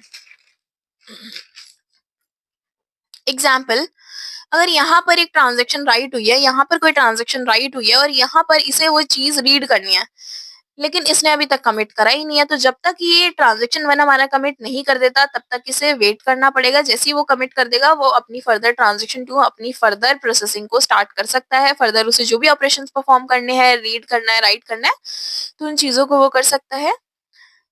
सो नाउ हमारा स्ट्रिक्ट सबसे बेस्ट होता है, उसके बाद हमारा कास्केडलेस आता है, फिर उसके बाद हमारा जो रिकवरेबल होता है that is also good. So why it is important? It makes recovery easier because no uncommitted changes are by other transaction. तो ये हमारा strict schedule क्यों इतना important है? क्योंकि हमारी recovery को बहुत आसान बना देता है.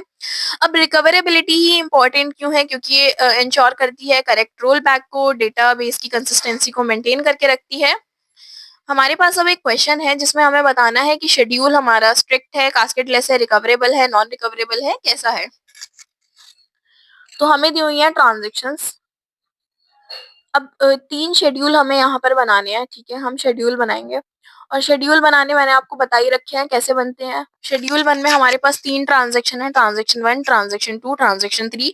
तो जिस भी क्राइटेरिया में यहाँ पर दिया हुआ है उसी क्राइटेरिया में हम लिखेंगे. पहले ट्रांजैक्शन 1 में रीड एक्स लिखेंगे, फिर ट्रांजैक्शन 2 में रीड जेड लिखेंगे, फिर ट्रांजैक्शन 1 में रीड जेड लिखेंगे. सिमिलर वे में हम पूरे टेबल को कंप्लीट करेंगे. यहाँ पर एक अपनी टेबल बना ली है जिस भी हिसाब से हमें शेड्यूल दिए हुए थे. हमने यहाँ पर पूरी शेड्यूल्स की टेबल बना ली है और उस बेसिस पर हम यहाँ पर चेक करेंगे कि क्या ये हमारा रिकवरेबल है, कास्केडलेस है, स्ट्रिक्ट है.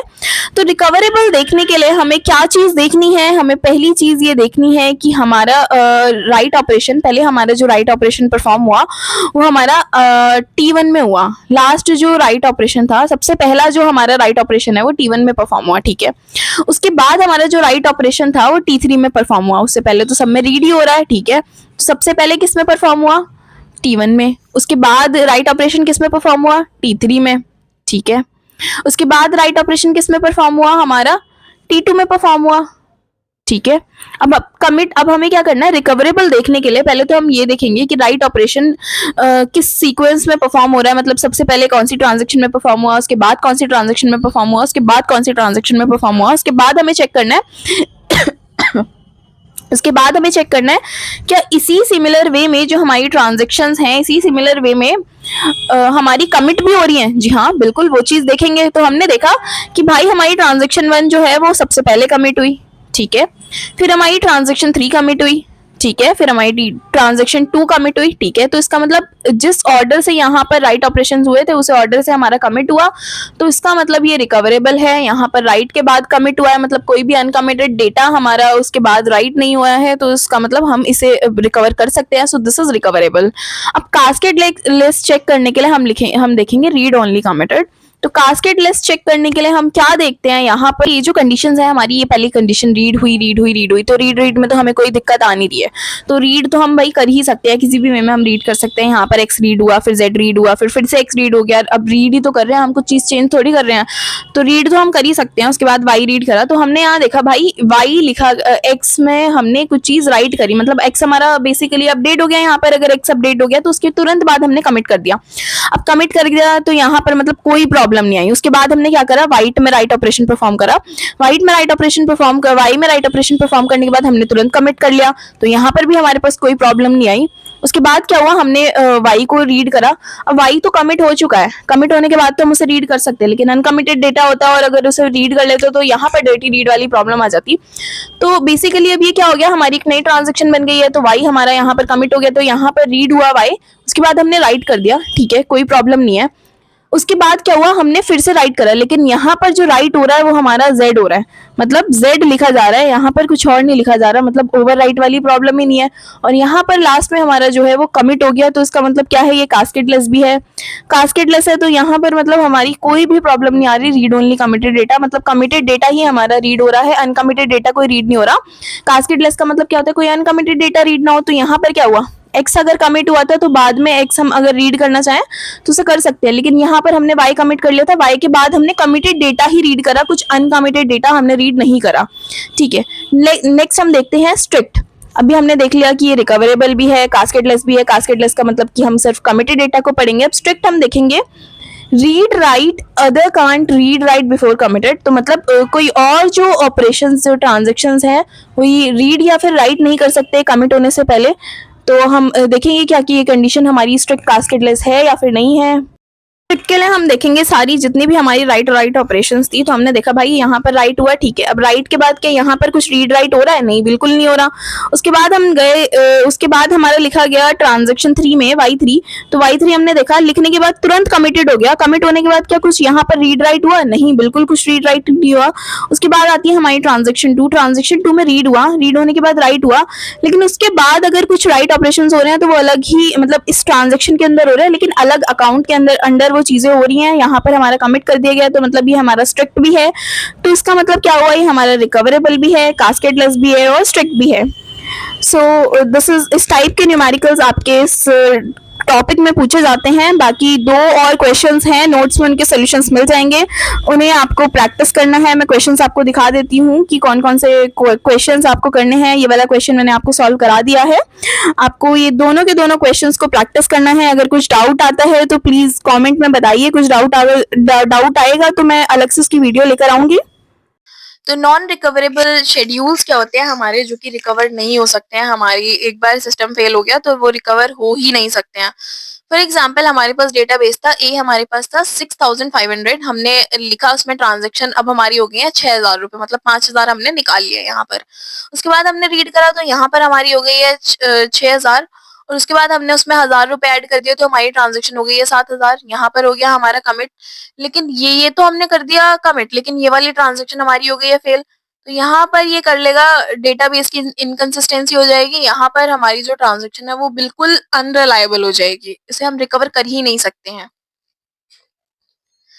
So now recovery from transaction failure. अब रिकवरी टेक्निक्स हमारे पास क्या होती है। रिकवरी क्या होता है, पहली बात तो अगर हमारे पास कोई फेलियर आ जाता है तो हम वापस उस स्टेट पे चले जाएं, रिकवर कर पाए कुछ टेक्निक्स को यूज करके, उसकी कंसिस्टेंसी बनी रहे।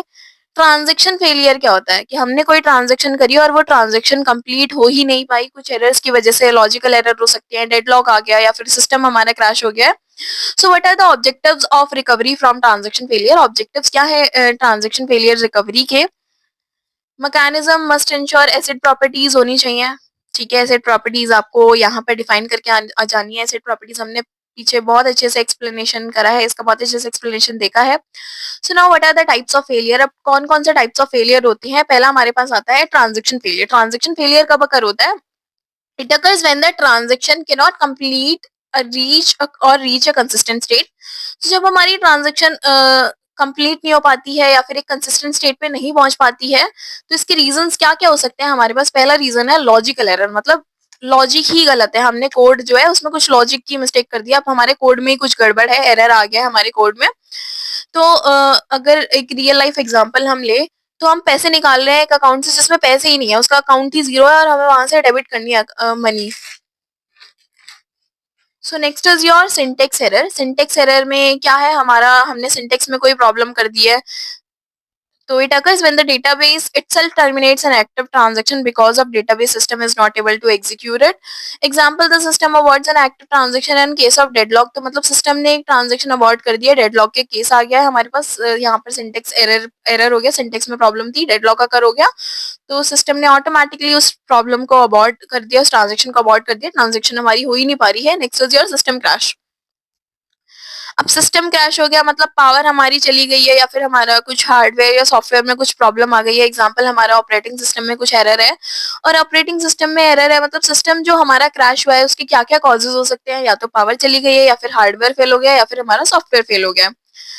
तो अगर हमारे पावर फेलियर हो जाती है, हम क्या अजम्पशन लेते हैं कि हमारा जो हार्डवेयर है वो सही है, उसमें कुछ चीजें नहीं है, वो करप्ट नहीं हुआ है, सॉफ्टवेयर में ही कुछ चीज प्रॉब्लम हुई है, सॉफ्टवेयर में ही कोई फेलियर आया है। Next is your disc failure. अब डिस्क फेलियर क्या है, ये जब अगर होता है जब हमारी डिस्क या फिर स्टोरेज डिवाइस में ही कुछ प्रॉब्लम आ जाती है। तो कुछ कॉमन प्रॉब्लम्स हमारे पास क्या क्या है, या तो हमारे पास बैड सेक्टर्स है, या फिर डिस्क के हेड क्रैश कर गए आपस में, डिस्क में अनरीचेबिलिटी है। What are its impact. अब इसके इम्पैक्ट्स क्या है कि पार्शियल या फिर कंप्लीट लॉस हो जाता है डेटा का, जो भी हमने डेटा स्टोर कर रखा होता है, या तो वो पार्शियली लॉस हो जाता है या फिर वो कंप्लीट उसका लॉस हो जाता है डेटा का। इट रिक्वायर्स बैकअप, रिस्टोरेशन और स्पेसिफाइड रिकवरी टूल्स। तो अब इसे प्रॉपर बैकअप टूल्स चाहिए होंगे या फिर एक प्रॉपर रिकवरी टूल्स की जरूरत है। So now we have the recovery techniques. अब कुछ रिकवरी टेक्निक्स हमारे पास आती हैं। पहली रिकवरी टेक्निक हमारे पास है लॉग बेस्ड रिकवरी। तो लॉग बेस्ड रिकवरी क्या है? A log is a sequence of record. Log क्या है? हमारा सीक्वेंस ऑफ रिकॉर्ड्स है। जिस भी ऑर्डर में हमने ट्रांजेक्शन्स करी थी उसका एक प्रॉपर सीक्वेंस हमारे पास मेंटेन होता है, तो उसे हम बोलते हैं log. So log of each transaction is maintained in some stable storage. So if any failure occur, then it may be recovered from there. तो हर एक सिस्टम में एक स्टोरेज होती है जहां पर हमारा जो भी पुरानी ट्रांजेक्शन्स हैं वो सारी की सारी स्टोर होती हैं, ताकि अगर कोई फेलियर हो जाए, अगर कोई फेलियर हो गया तो हम उस सारी चीजों को रिकवर कर पाए, इजीली रिकवर कर पाए। If any operation is performed on the database then it will be recorded in the log. तो अगर कोई भी हम ऑपरेशन को परफॉर्म कर रहे हैं वो सारे के सारे ऑपरेशन हमारे लॉग में इन्वॉल्व होंगे, वो सारे लॉग में रिकॉर्ड होंगे। But the process of storing the log should be done before actual transaction is applied in the database. तो ये जो लॉग वाला प्रोसेस है, ये लॉग वाला प्रोसेस हमारा एक्चुअल ट्रांजेक्शन होने से पहले अप्लाइड हो जाना चाहिए। तो लॉग कैसे मेंटेन होते हैं? Start the transaction TN comma start. तो लॉग हमें बनाने के लिए या फिर लॉग को स्टार्ट करने के लिए हमें लिखना होगा ट्रांजेक्शन का नाम और स्टार्ट कर देंगे हम अपनी ट्रांजेक्शन को। तो लॉग में मॉडिफिकेशन करनी होगी तो हम क्या करेंगे उस टाइम पे? पहले तो अपना ट्रांजेक्शन नंबर लिखेंगे कि भाई हमारी कौन सी ट्रांजेक्शन है। आफ्टर दैट हमारे अकाउंट का बैलेंस, मतलब टोटल अकाउंट हमारे पास टोटल बैलेंस क्या है। अगर मॉडिफिकेशन करनी है तो मॉडिफिकेशन करने के लिए हमें बताना पड़ेगा कि भाई पहले जो अमाउंट था वो क्या था और अब मॉडिफिकेशन के बाद वो चेंजेस के बाद क्या अमाउंट रहेगा। तो हमें अपना प्रीवियस स्टेट बतानी होगी। आफ्टर दैट जो भी हमारी नई वैल्यू है ट्रांजेक्शन के बाद जो भी हमें मॉडिफाई करनी है वो मेंशन करनी होगी। तो मॉडिफिकेशन करने के लिए हमें क्या करना है? पहले ट्रांजेक्शन नंबर, अकाउंट बैलेंस, पुरानी डिटेल्स और उसके बाद नई details. Next is your commit log. अब कमिट लॉग का मतलब क्या होता है? हमने कर दिया कमिट, हमारी ट्रांजेक्शन हो गई है कमिट, यहाँ पर हमारी ट्रांजेक्शन हो जाती है खत्म। अबॉर्ट लॉग का मतलब क्या है कि कोई हमारा फेलियर अगर हो गया सिस्टम में, मतलब कोई फेलियर आ गया है, तो उस वजह से हमें क्या करना है? जो भी हमारी ट्रांजेक्शन हुई है उस सबको अवॉइड करके उसकी ओरिजिनल या फिर प्रीवियस स्टेट पर उसे पहुंचा देना है।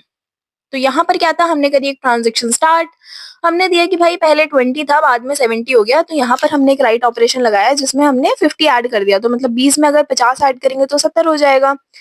आफ्टर दैट हमने क्या करा? लिखने के बाद हमने कर दिया कमिट, लेकिन यहाँ पर हो गया फेलियर। कमिट करने से पहले अगर फेलियर हो गया तो ये ओरिजिनल हमारी एज जो है वो 20 ऑटोमेटिकली पहुंच जाएगी। So this is known as your abort log. तो अबॉर्ट का मतलब है हम अपनी प्रीवियस स्टेट पर वापस जा रहे हैं। So now here we have two types of data modification approaches. दो तरीके की data modification approaches आती है हमारे पास। पहला होता है deferred और दूसरा immediate। तो deferred database modification कब होती है? Occurs if the transaction does not modify the database until it has committed। तो ये कब होती है? जब तक हमारी जो ट्रांजेक्शन है उसने कमिट नहीं करा है। तो यहाँ पर हम डेटा को, मतलब चीजों को मॉडिफाई कर सकते हैं क्योंकि अभी उसने कमिट नहीं करा है। तो इस मेथड में क्या होता है? जितने भी हमारे लॉग्स बने होते हैं यहाँ पर कोई अंडू नहीं होता, सिर्फ सारे जितने भी ऑपरेशंस होते हैं वो हमारे रीडू होते हैं। अंडू क्यों नहीं होता? क्योंकि अभी तक भाई चीजें कमिट ही नहीं हुई है तो हम अंडू नहीं कर सकते हैं। लेकिन अगर चीजें मतलब अगर फेलियर आ जाता है सिस्टम में, अगर कोई फेलियर आ गया है सिस्टम के अंदर और हमें वो सारी ट्रांजेक्शन चाहिए, हमने लेकिन कमिट नहीं करी थी लेकिन वो चीजें हमारी सही थी, तो वी कैन डू रीडू। तो यहाँ पर एक एग्जांपल देख लेते हैं कि हमने एक ट्रांजेक्शन स्टार्ट करी, हमने अपना अकाउंट नंबर दिया, पुरानी जो ट्रांजेक्शन थी, इनिशियल ट्रांजेक्शन ये थी, आफ्टर अपडेशन 800 रुपए हो गए, ट्रांजेक्शन बी में ये चीज हुई। आफ्टर दैट हमने कर दी ट्रांजेक्शन 0 कमिट। तो ट्रांजेक्शन 0 हमारी हो गई कमिट। उसके बाद हमने T1 ट्रांजेक्शन स्टार्ट करी। ट्रांजेक्शन 1 में भी सेम चीजें, ट्रांजेक्शन 1 में भी हमने एक अकाउंट नंबर लिया, उसमें कुछ मॉडिफिकेशंस करी और उस ट्रांजेक्शन को हमने कर दिया कमिट। आफ्टर दैट अब इसका रिकवरी प्रोसेस क्या है, मतलब डेफर्ड मॉडिफिकेशन काम कैसे करता है। तो मान लो अगर कोई सिस्टम क्रैश हो जाता है, मतलब T1 ने कमिट कर दिया, T1 ने कमिट करने से पहले यहाँ पर सिस्टम क्रैश हो गया, मतलब यहाँ पे T1 ने कमिट नहीं करा, इससे पहले हो गया सिस्टम क्रैश। तो ये क्या करेगा? जो भी हमारा चेंजेस हुए थे, जितने भी हमारे यहाँ पर चेंजेस हुए थे, मतलब 600 जो हमारी ओरिजिनल पेमेंट थी, 600 के बाद हमने 500 रुपए करे थे यहाँ पर, ये सब का सब हमारा इग्नोर हो जाएगा और T1 जो हमारी ओरिजिनल स्टेट थी, जो हमारा अकाउंट नंबर सी था, उसमें 600 बैलेंस ही दिखाएगा। लेकिन अगर T0 के बाद में मतलब कमिट करने के बाद अगर कोई चेंज आता है, मतलब कमिट करने के बाद हमारा सिस्टम क्रैश हो जाता है, तो अगर कमिट करने के बाद सिस्टम क्रैश हुआ, फॉर एग्जांपल T0 कमिट हो गया, उसके बाद सिस्टम क्रैश हो गया, तो हम क्या करेंगे, सारी चीज को रीडू कर सकते हैं। Next is your immediate database modification. तो इमीडिएट डेटाबेस मॉडिफिकेशन क्या है हमारा, यहाँ पर हम अंडू और रीडू दोनों चीजें कर सकते हैं। मतलब वहां पर क्या था, कमिट करने के बाद ही हम चीजों को सही फिक्स कर सकते हैं, लेकिन यहाँ पर ऐसा नहीं है। So the immediate modification techniques occur if data modification occur while the transaction is still active। तो ये कब होती है, जब हमारी ट्रांजेक्शन एक्टिव होती है, जरूरी नहीं है यहाँ पर कि हमने कमिट कर ही दिया हो। So in this transaction the database is modified immediately after every operation। तो database हमारा हर ऑपरेशन के बाद मॉडिफाई होता चला जाता है। ये एक्चुअल डेटाबेस मॉडिफिकेशन को फॉलो करती है। तो इसकी रिक्वायरमेंट्स क्या क्या है, यहाँ पर हमें अंडू और रीडू दोनों चीजों की जरूरत पड़ती है। Next is your advantage. अब इसका एडवांटेज क्या है कि बहुत ज्यादा फास्टर अपडेशन होती है ट्रांजैक्शन एग्जीक्यूशन के टाइम पर। तो हमने एक ट्रांजैक्शन स्टार्ट करी, हमने लिया कि भाई एक T0 ट्रांजैक्शन थी, वहां पर अकाउंट नंबर हमने लिया, एक ए अकाउंट नंबर था जिसमें 850 रुपए थे, और हमने चेंजेस करने के बाद यहाँ पर कर दिया कि कुछ अमाउंट ऐड करी, हमने 150 रुपए ऐड करे, तो हमारे पास 1000 रुपए हो गए, और हमने ये कर दिया कमिट। आफ्टर दैट हमने T1 स्टार्ट करी। T1 स्टार्ट करने के बाद हमने एक अकाउंट लिया सी में 650 रुपए थे, हमने 50 ऐड करके इसमें कर दिया 700। तो रिकवरी प्रोसेस देख लेते हैं। अगर सिस्टम क्रैश होता है T0 के कमिट करने के बाद, तो ये क्या करेगा, सारी चीज को रीडू कर देगा। अगर सिस्टम क्रैश होता है हमारा T1 के कमिट करने के बाद, तो ये सारी चीजों को अंडू कर देगा, क्योंकि वो अनकमिटेड थी। तो मतलब अगर कुछ कमिटेड चीज होगी तो वो रीडू हो जाएगी, और अनकमिटेड चीज थी तो वो अंडू हो जाएगी। What are check points. अब चेक पॉइंट्स क्या होता है, चेक पॉइंट हमारे एक ऐसे टाइप के मैकेनिज्म हैं जो कि जहां पर हमारे प्रीवियस लॉग्स जो है वो रिमूव हो जाते हैं सिस्टम से, जैसे हमारी नई नई चीजें आती रहती हैं। तो the check point is a type of mechanism where all the previous logs are removed from the system and permanently stored in the storage disk. तो चेक पॉइंट्स क्या है, हमारे कुछ ऐसे मैकेनिज्म है जो कि जितने भी हमारे प्रीवियस लॉग है उन्हें रिमूव कर देता है स्टोर, क्योंकि अब भाई इतने सारे डेटा अगर हमारे पास बार बार आता रहेगा तो स्टोरेज में हमें प्रॉब्लम होगी, तो जितना भी हमारा अनयूजफुल डेटा होता है वो सब हमारा ऑटोमेटिकली रिमूव हो जाता है। तो बेसिकली ये एक तरीके का बुकमार्क हम बोल सकते हैं। अगर हम किसी किताब को पढ़ रहे हैं, तो जो पन्ने हमने पढ़ लिया हम वापस उसे नहीं पढ़ना चाहते हैं, तो हम उसके लिए बुकमार्क लगाते हैं कि भाई हम यहाँ पढ़ते हैं, हमें पता चल जाएगा इस स्टेज के बाद से हमें यहाँ पे रीडिंग स्टार्ट करनी है, इस पेज के बाद से हमें रीडिंग स्टार्ट करनी है। So it act like a bookmark. So it is like a bookmark where the execution of the transaction, such checkpoints are marked and the transaction is executed. Then using the step of transaction, the log files will be created. तो वही चीज same चीज यहाँ पर लिखी हुई है कि एक बुक मार्क की तरह होता है। एग्जैक्टली हमें चेक, मतलब अगर कोई ट्रांजेक्शन हमें चेक करनी है तो हमें पता चल जाएगा ये चेक पॉइंट है कि कहाँ से हमें कौन सी ट्रांजेक्शन चेक करनी है, कहाँ से हमें लॉग्स बनाने हैं अपनी फाइल्स के लिए। So now where it is used. तो ये कहाँ कहाँ पर यूज होता है, it is use to declare a point before which the DBMS was in the consistent state and all transactions were committed। तो ये क्या करता है, ये उन पॉइंट्स को देखता है जहां पर DBMS हमारा बिल्कुल कंसिस्टेंट स्टेट पर था, कहाँ कहाँ हमारी ट्रांजेक्शंस जो थी कमिटेड थी। तो बेसिकली इसका काम क्या है, अनकमिटेड चीजों को इग्नोर करना, क्योंकि भाई जो चीजें कमिट ही नहीं हुई हैं तो उन्हें रिकवर करके हम क्या करेंगे।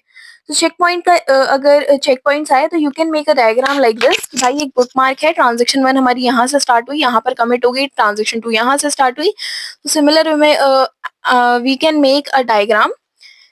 सो नाउ अब इसे स्कैन कैसे करते हैं, मतलब इसे देखना कैसे है। तो जो रिकवरी सिस्टम है वो हमारा जो लॉग फाइल्स है उन्हें रीड करेगा एंड टू स्टार्ट, मतलब T4 से T1 पर T4 से T1 तक रीड करेगा। तो जो हमारी स्कैनिंग होती है, लॉग की स्कैनिंग होती है, लॉग फाइल्स की स्कैनिंग होती है, वो पीछे से आगे की तरफ होती है। तो T4 रीड होगा, फिर T4, T3, then T2, then T1।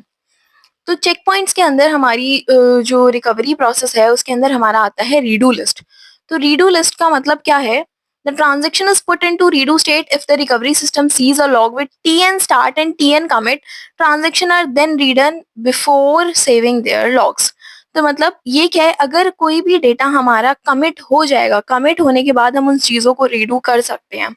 Example, हमारे पास दो ट्रांजेक्शन्स थी, एक T2 और एक T3। तो TN commit in a log file. That's why the transaction is committed after the checkpoint is erased. Hence, it puts T1, T2 and T3 in the redo list. तो यहाँ पर क्या हो रहा है, हमारा जितनी भी हमारी ट्रांज़ैक्शंस हैं, जो भी ट्रांज़ैक्शंस हमारी कमिट हो गई थी, तो ये चेक कर रहा है कि भाई जो हमारी ट्रांज़ैक्शन शुरू हुई थी वो कमिट हुई, ठीक है। कमिट जैसे ही वो ट्रांज़ैक्शन कमिट हुई है उसके बेसिस पर ये हमारी रीडू लिस्ट में उन चीज़ों को डालता रहेगा और चेक पॉइंट्स का डेटा इरेज़ करता रहेगा।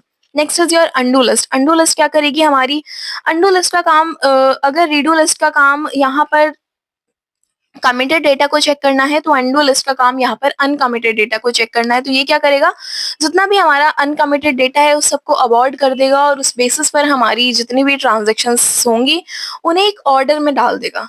So next topic is your deadlock. अब डेडलॉक क्या होता है, हमारा डेडलॉक अगर होता है जब हमारे पास मल्टीपल ट्रांजैक्शंस आ जाती हैं, हमारे पास एक ऐसा इन्वायरमेंट है जहाँ पर एक या एक से ज्यादा ट्रांजैक्शंस आ गई हैं लेकिन उन ट्रांजैक्शंस को सेम रिसोर्स की जरूरत है।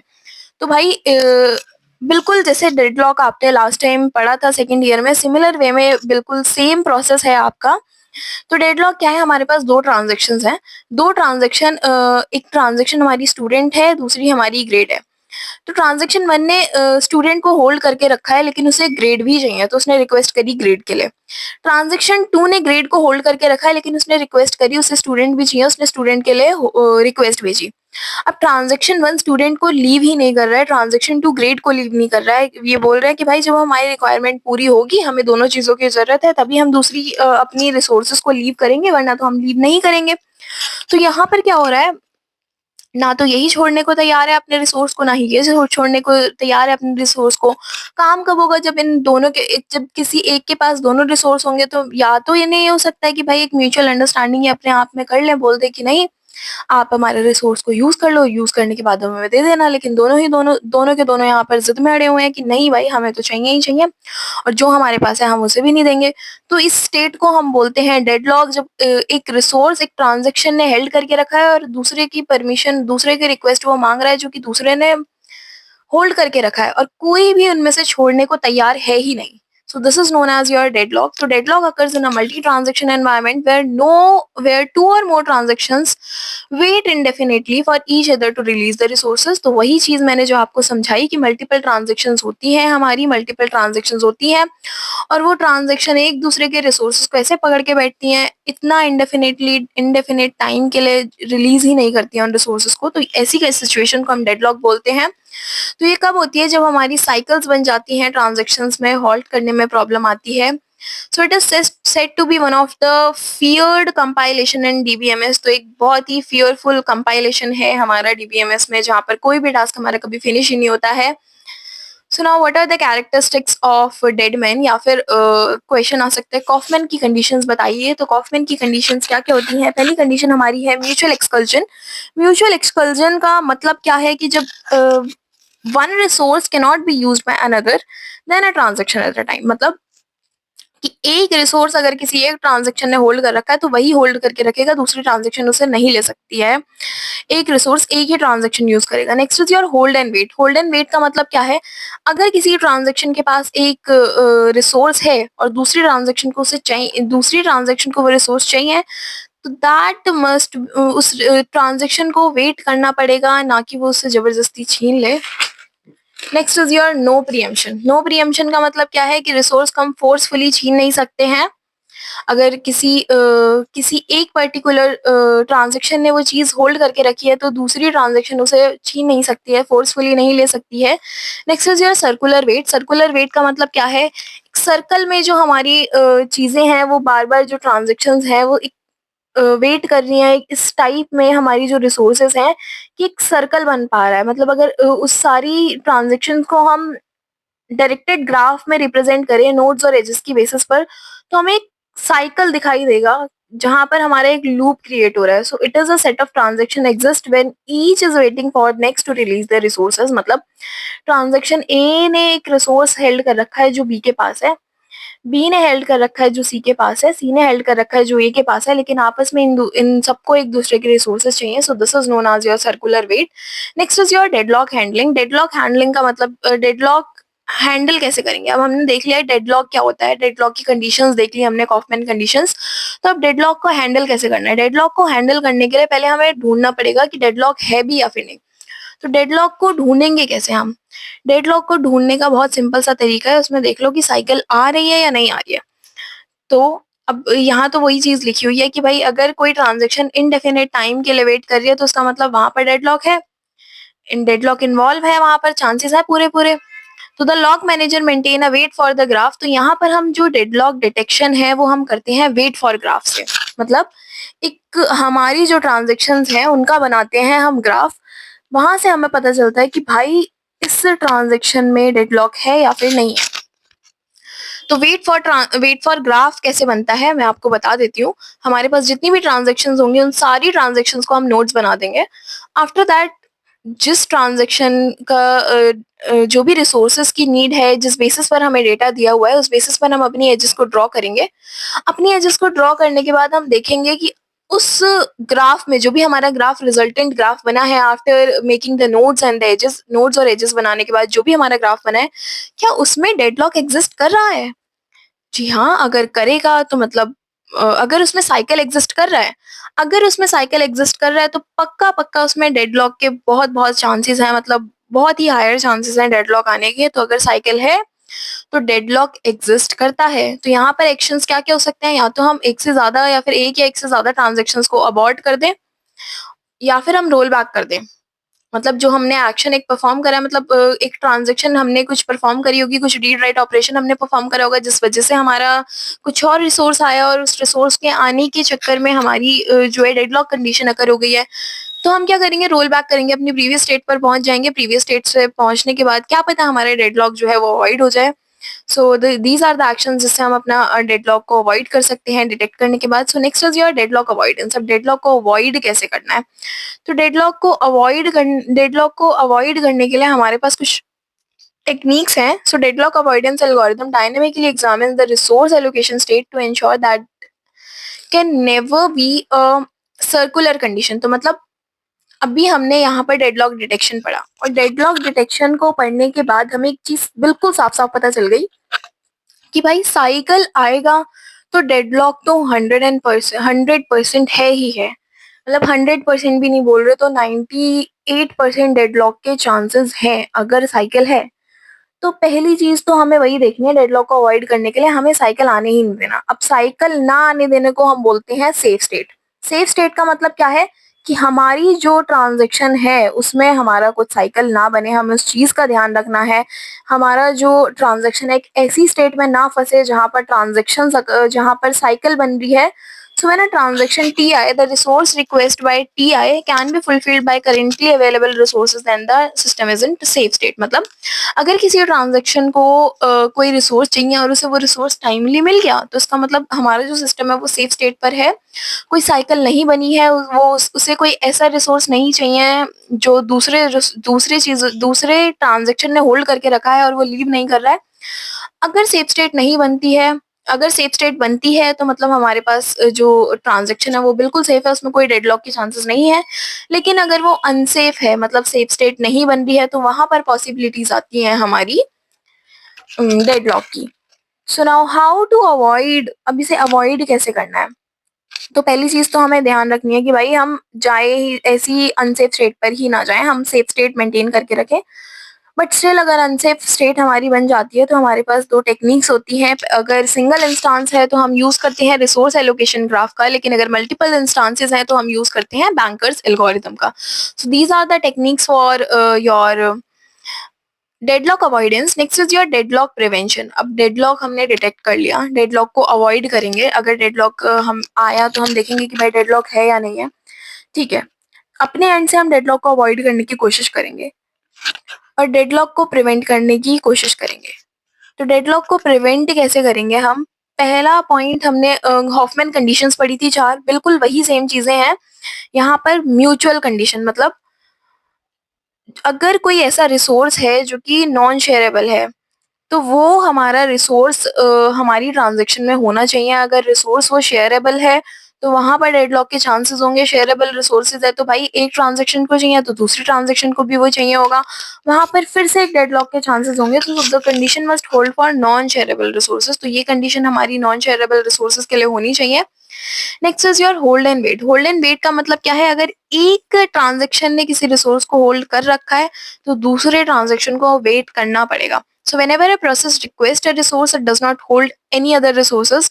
तो मतलब अगर कोई जो प्रोसेस है, मतलब कोई ट्रांजेक्शन है, अगर उस ट्रांजेक्शन ने, मान लो हमारे पास एक ट्रांजेक्शन है T1, उसे रिसोर्स चाहिए जो कि एक रिसोर्स है, मतलब एक रिसोर्स चाहिए उसे, तो वो तभी रिक्वेस्ट कर सकता है जब वो किसी चीज को होल्ड नहीं कर रहा हो। मतलब अगर वो खुद ही होल्ड करके बैठा है और दूसरे से भी रिसोर्स मांग रहा है, तो वो चीज नहीं आनी चाहिए, वहां पर डेडलॉक के चांसेस हो सकते हैं।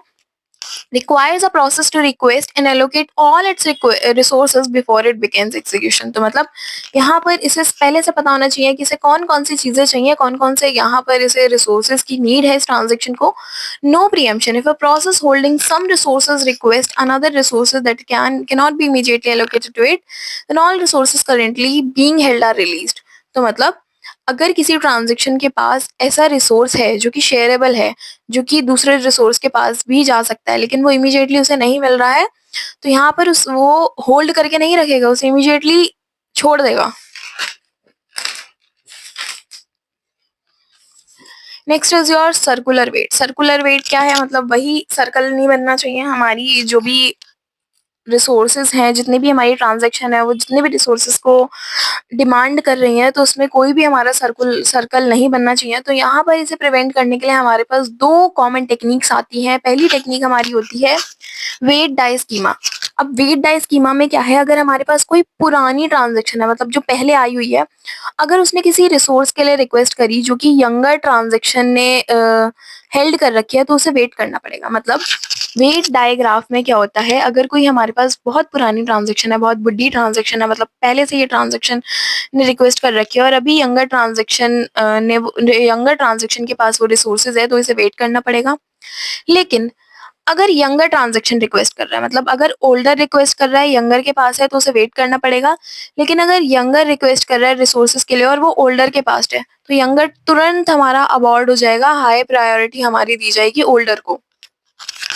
Next is your wait bound scheme. Wait bound scheme में क्या होता है, अगर ओल्डर ट्रांजेक्शन ने रिसोर्स हेल्ड करके रखा है जो कि यंगर को चाहिए, वो सॉरी, अगर ओल्डर ट्रांजेक्शन ने रिक्वेस्ट करा है किसी रिसोर्स को जो कि यंगर ट्रांजेक्शन ने हेल्ड करके रखा है, तो यहाँ पर हमारी यंगर अबॉर्ट हो जाएगी और वो सारी चीजें रीस्टार्ट होंगी बाद में। तो मतलब ओल्डर ने अगर यहाँ पर रिक्वेस्ट करी, वहां पर क्या था, ओल्डर ने रिक्वेस्ट करी, यंगर के पास रिसोर्स था, तो ओल्डर को वेट करना पड़ा। लेकिन यहाँ पर वेट बाउंड में क्या होता है, अगर ओल्डर ने रिक्वेस्ट करी, यंगर के पास है, तो यंगर तुरंत अबॉर्ट हो जाएगा। और अगर यंगर ने रिक्वेस्ट करी जो कि रिसोर्स ओल्डर के पास है, तो उसे वेट करना पड़ेगा जब तक हमारी रिसोर्स रिलीज नहीं हो रही है। तो ओल्डर प्रेम्प्ट कर देगा यंगर को ताकि डेडलॉक अवॉइड ना हो। So now what is the difference between wait die and wait bound. अब वेट डाई और वेट बाउंड के बीच में एक डिफरेंस क्या है, हमारा टेक्निक कौन कौन सी यूज होती है। वेट डाई में हम नॉन प्रिमिटिव टेक्निक यूज करते हैं, हम प्रिम्प्ट नहीं करते हैं, वेट करते हैं। लेकिन वेट बाउंड में हम प्रिम्पशन लगा देते हैं, प्रिम्प्ट कर देते हैं। ओल्डर ट्रांजेक्शन जो है वो हमारी वेट करती है यंगर के लिए, लेकिन यहाँ पर अबॉर्ट हो जाती है तुरंत। Younger transaction abort if it is requested bye older transaction. तो यंगर ट्रांजेक्शन जो है वो अबॉर्ट हो जाती है वेट टाइम में, अगर ओल्डर ट्रांजेक्शन उसे रिक्वेस्ट कर रहा है। लेकिन यहाँ पर क्या होता है, it waits for older transaction to release. यहाँ पर ये वेट करती है ओल्डर ट्रांजेक्शन को रिलीज करने के लिए। Number of roll backs wait time में बहुत ज्यादा हाई होते हैं, लेकिन वेट बाउंड में बहुत ज्यादा लो होते हैं। Resource allocations older transaction are more patient. तो यहाँ पर ओल्डर ट्रांजेक्शन जो है वो बहुत ज्यादा पेशेंस होती हैं क्योंकि वो वेट करती हैं, लेकिन यहाँ पर एग्रेसिव होती हैं क्योंकि वो एकदम से प्रिम्प्ट कर देती हैं। So now system overhead wait time में बहुत ज्यादा हाई होता है क्योंकि यहाँ पर नंबर ऑफ रोल बैक ज्यादा होते हैं, लेकिन यहाँ पर कम होता है क्योंकि रोल बैक हमारे कम होते हैं। तो जो हमारी प्रायोरिटी है वेट टाइम में वो ओल्डर को ही दी जाती है, ओल्डर की ही हाई प्रायोरिटी होती है, लेकिन उसे वेट करना पड़ता है। लेकिन वेट बाउंड में यहाँ पर भी प्रायोरिटी ओल्डर को ही दी जा रही है, लेकिन ये क्या करता है, यहाँ पर वेट नहीं करता, कंटिन्यू कर देता है, मतलब अपनी चीज को कंटिन्यू कर देता है by aborting the younger one को अबॉर्ड कर देता है। So now what are the recoveries from deadlock. अब डेडलॉक रिकवरी की क्या क्या टेक्निक्स हैं, तो पहले तो डेडलॉक को डिटेक्ट करना पड़ेगा। डिटेक्ट करने के बाद हम रिकवरी टेक्निक्स लगाएंगे। पहली टेक्निक हमारी आती है ट्रांजैक्शन अबॉर्ट। ट्रांजैक्शन अबॉर्ट का मतलब क्या है कि अगर डेडलॉक आ रहा है तो हम देखेंगे कि भाई कुछ ट्रांजेक्शन्स की वजह से ही डेडलॉक आ रहा होगा, तो एक या एक से ज्यादा ट्रांजेक्शन्स को हम कर देंगे अवॉइड जो कि डेडलॉक में इन्वॉल्व हैं, ताकि हमारा जो साइकिल है वो ब्रेक हो जाए। अगर हमारा कोई साइकिल बन रहा है ट्रांजेक्शन्स के बीच में, तो हम उनमें से एक दो ट्रांजेक्शन्स को हटा दें जिनकी वजह से साइकिल बन रहा है, तो हमारी जो डेडलॉक वाली प्रॉब्लम है वो बिल्कुल सॉल्व हो जाएगी। तो यहाँ पर प्रायोरिटी क्या होती है, हम यंगर वाली जो ट्रांजेक्शन होती है उसे अवॉइड करते हैं। So choose transaction holding fewer resources, और ऐसी ट्रांजेक्शन को हम चूज करते हैं जिसने कम रिसोर्सेज को होल्ड करके रखा है, and we avoid the minimal. तो यहाँ पर हमारे क्या होता है, अबॉर्शन में जो होता है वो मिनिमल प्रोग्रेस होता है। नेक्स्ट इज योर दूसरी टेक्निक, हमारी रिकवरी टेक्निक आती है roll back transaction. Roll back transaction का मतलब क्या है, अंडू कर दो अपनी अबॉर्शन को, जो भी हमने अबॉर्टेड ट्रांजेक्शन करी थी उस सारी एक्शंस को अंडू कर दें। So now what are the steps in this. अब इसमें स्टेप्स क्या क्या होते हैं, हम यूज करते हैं यहाँ पर लॉग रिकवरी, जो कि हमारा डेटा इंटीग्रिटी और कंसिस्टेंसी को बनाकर रखता है ताकि हमारी प्रीवियस स्टेट सेव रहे। क्योंकि हम अंडू कर रहे हैं, अंडू करने के लिए हम लॉग बेस्ड टेबल का यूज करेंगे, क्योंकि लॉग बेस्ड टेबल हमारी प्रीवियस स्टेट को स्टोर कर रखता है। Next is your time out mechanism. अब टाइम आउट मैकेनिज्म में क्या होता है, हम टाइम स्टैम्प दे देते हैं। अब टाइम स्टैम्प तो आप लोगों ने पढ़ा ही हुआ है। So automatically terminate the transaction waiting too long for the resources. तो ये क्या करेगा, हमने एक टाइम दे दिया कि भाई अगर इतना ज्यादा टाइम हो गया इस ट्रांजेक्शन को वेट करते करते, तो ये ऑटोमेटिकली अगर किसी ट्रांजेक्शन ने किसी चीज को होल्ड करेगा तो वो ऑटोमेटिकली अबॉर्ट हो जाएगा। ये बेफालतू में अननेसेसरीली अपना टाइम वेस्ट नहीं करेगा यहाँ पर। So the transaction is forcefully aborted if it exceed the time out threshold. तो जो हमारी ट्रांजेक्शन है वो ऑटोमेटिकली अबॉर्ट हो जाएगी अगर वो हमारी जो टाइम आउट है, टाइम आउट का थ्रेशोल्ड है उसे एक्सीड कर देगी। Next topic is your distributed database. अब डिस्ट्रीब्यूटेड डेटाबेस क्या होता है, मतलब हमारा एक डेटाबेस है, हमारा जो डेटा है वो अलग अलग जगहों पर प्रेजेंट है, हमने अलग अलग जगहों पर उसे बांट दिया है और एक ऐसी तरीके से कनेक्ट करा है कि भाई वो एक सिंगल यूनिट की तरह काम कर रहा है, लेकिन फिजिकली वो चीज हमारी अलग अलग सिस्टम्स पर प्रेजेंट है। तो डिस्ट्रीब्यूटेड से ही पता चल रहा है हमने चीजों को बांट दिया है। So it is the collection of logically related database. तो ये क्या है, हमारा एक लॉजिकली रिलेटेड डेटाबेस का कलेक्शन है जो कि फिजिकली डिस्ट्रीब्यूट है अलग अलग साइट्स पर और एक कंप्यूटर नेटवर्क के थ्रू कनेक्टेड है। So, a DBMS manages and controls the DBB as a single logical database। तो हमारा जो DBMS है वो मैनेज करता है हमारे पूरे डेटाबेस को एक सिंगल लॉजिकल डेटाबेस की तरह। तो इसकी कैरेक्टरिस्टिक्स क्या हैं, हमारी जो ट्रांसपेरेंसी है वो डिस्ट्रीब्यूटेड होती है, रेप्लिकेशन होता है, फ्रेगमेंटेशन होती है, सारे डेटा हमारे छोटे छोटे पोर्शंस में डिवाइडेड हो जाता है, बहुत ज़्यादा अच्छे से हाई अवेलेबिलिटी है। वन साइट अगर एक साइट फेल हो गई तो दूसरी साइट हमारी अच्छे से काम कर रही होगी। स्केलेबिलिटी अच्छी है क्योंकि हम बाकी चीज़ों को भी अच्छे से ऐड कर सकते हैं। लोकल ऑटोनॉमी है, each site can control its own data. हर एक साइट अगर हम एक प्रॉपर बड़े चीज़ को, अपने बड़े डेटा को छोटी छोटी डेटाबेसेस में या फिर अलग अलग प्लेटफॉर्म्स पर अलग अलग साइट्स पर बांट देंगे, तो हर एक साइट उस छोटे अमाउंट ऑफ डेटा को बहुत अच्छे से कंट्रोल कर पाएगी, क्योंकि उस पूरे बड़े अमाउंट ऑफ डेटा को एक साथ कंट्रोल करना इज वेरी डिफिकल्ट। लेकिन अगर उस चीज को हम छोटे छोटे पोर्शंस में डिस्ट्रीब्यूट कर दें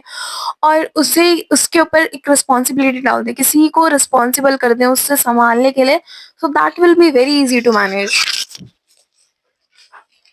सो नाउ अब डिस्ट्रीब्यूटेड डेटाबेस के टाइप क्या क्या है हमारे पास। पहला टाइप आता है होमोजीनिटी। होमोजीनिटी का मतलब क्या है कि सारी साइट्स हमारी सेम डेटाबेस को यूज कर रही हैं और सबके पास सेम स्कीमा है। हेट्रोजीनियस का मतलब क्या है, साइट्स जो है वो हमारी अलग अलग डेटाबेस को यूज कर रही हैं, डेटाबेस मैनेजमेंट सिस्टम को, और यहाँ पर स्कीमास भी अलग अलग हैं। क्लाइंट सर्वर का मतलब क्या है, क्लाइंट रिक्वेस्ट करता है सर्विस के लिए और सर्वर उसका डेटा को स्टोर कर लेता है। पीयर टू पीयर का मतलब क्या है, सारी साइट्स के पास अपनी खुद की इक्वल रिस्पॉन्सिबिलिटीज है, खुद का इक्वल काम है। सो this is the diagram of database management system. हमारा जो डेटाबेस है वो डिवाइड कर दिया गया है, अलग अलग साइट्स पर भेज दिया गया है, सब उसे संभाल रही है और ये सारी चीजें कंप्यूटर नेटवर्क के थ्रू कनेक्टेड है। तो हमारे पास यहाँ पर आता है पहले डेटा भी डिस्ट्रीब्यूटेड डेटा स्टोरेज। तो यहाँ पर हमारी जो टेक्निक्स हैं डिस्ट्रीब्यूटेड डेटाबेस में, पहली टेक्निक हमारे पास आती है, पहली चीज हमारे पास आती है, इसी का ही सब पार्ट है, डिस्ट्रीब्यूटेड डेटा स्टोरेज का मतलब क्या है, हम स्टोर कर रहे हैं डेटाबेस को अलग अलग लोकेशंस पर ताकि हमारी जो परफॉर्मेंस है वो बहुत अच्छी हो पाए, उसकी स्केलेबिलिटी बढ़ पाए।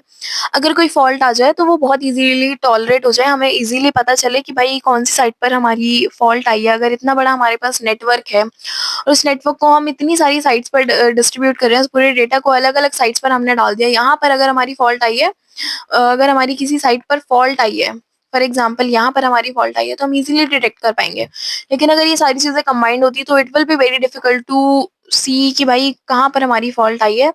सो now what are the techniques. अब टेक्निक्स कौन कौन सी हैं। पहली टेक्निक हमारी आती है फ्रेगमेंटेशन। फ्रेगमेंटेशन का मतलब क्या है, फ्रेगमेंटेशन से ही हमें पता चला है छोटे छोटे पोर्शंस में डिवाइड करना। सो database is divided into small pieces called fragments. Database जो है वो हमारे छोटे छोटे पीसेस में डिवाइड हो जाते हैं जिसे हम फ्रेगमेंट्स बोलते हैं। तो यही फ्रेगमेंट्स हमारे स्टोर होते हैं अलग अलग लोकेशंस पर।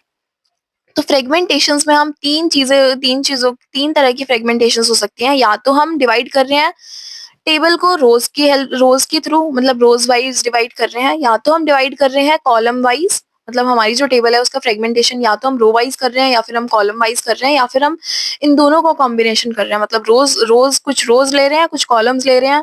फॉर एग्जाम्पल अगर इतना बड़ा टेबल है हमारे पास, तो हम क्या कर रहे हैं, या तो हम रो वाइज स्प्लिटिंग कर रहे हैं या फिर हम कॉलम वाइज स्प्लिटिंग कर रहे हैं, या फिर हम कॉम्बिनेशन ले रहे हैं रोज और कॉलम्स का। तो अभी इसकी दूसरी टेक्निक आती है डिस्ट्रीब्यूटेड डेटा स्टोरेज की। पहली टेक्निक हमने फ्रेगमेंटेशन पढ़ी, दूसरी टेक्निक हमारी आती है रेप्लिकेशन। रेप्लिकेशन का मतलब क्या है, यहाँ entire relationship is stored at 2 और मोर साइट्स। तो पूरी जो रिलेशनशिप है वो हमारी 2 या 2 से ज्यादा साइट्स में स्टोर होती है ताकि हमारा जो डेटा है उसकी एक कॉपी बनी रहे। अगर कुछ फॉल्ट आ जाती है तो हम इजिली उसे रिकवर कर पाए।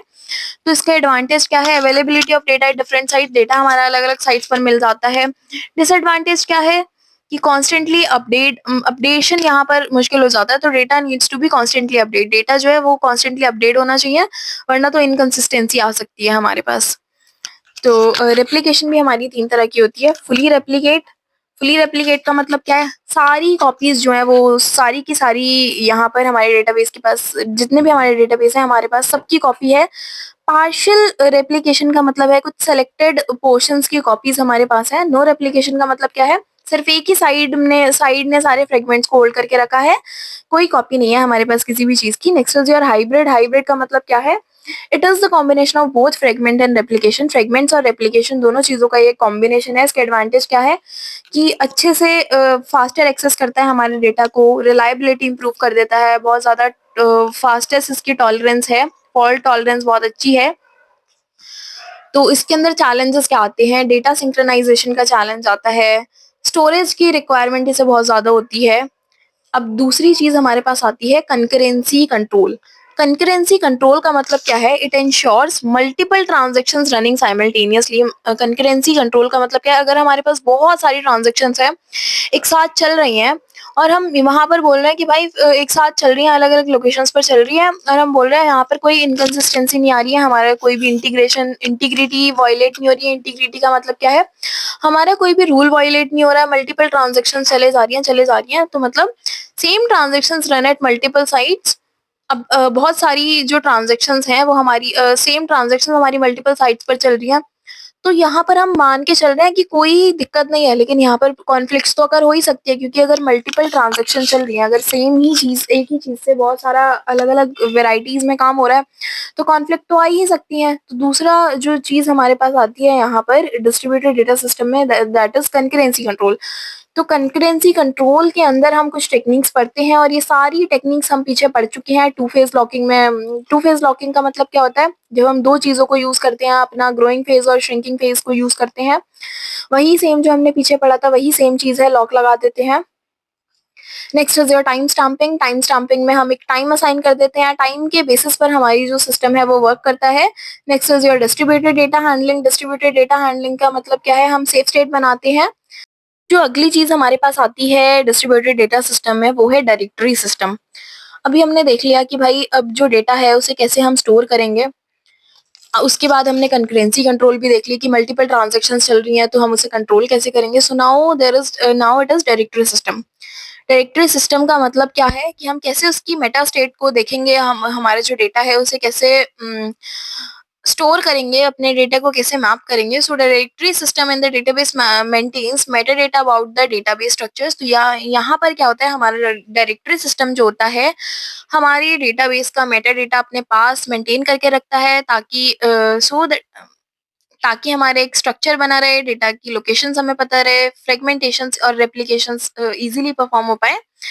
It functions like a map that tracks where data resides and how it originates, enabling efficient data retrieval and management across multiple sites. तो ये कैसे फंक्शन करता है, एक मैप की तरह फंक्शन करता है जो कि हमारे डेटास को ट्रैक करता है अलग अलग वेबसाइट पर।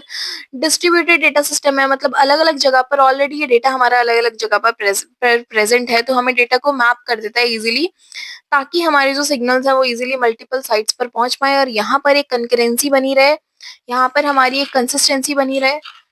सो नाउ डायरेक्टरी सिस्टम्स में हमारे पास आते हैं 3 तरीके। तो डायरेक्टरी सिस्टम्स हमारी 3 तरीके की होती हैं। पहला आता है हमारे पास सेंट्रलाइज्ड डायरेक्टरी।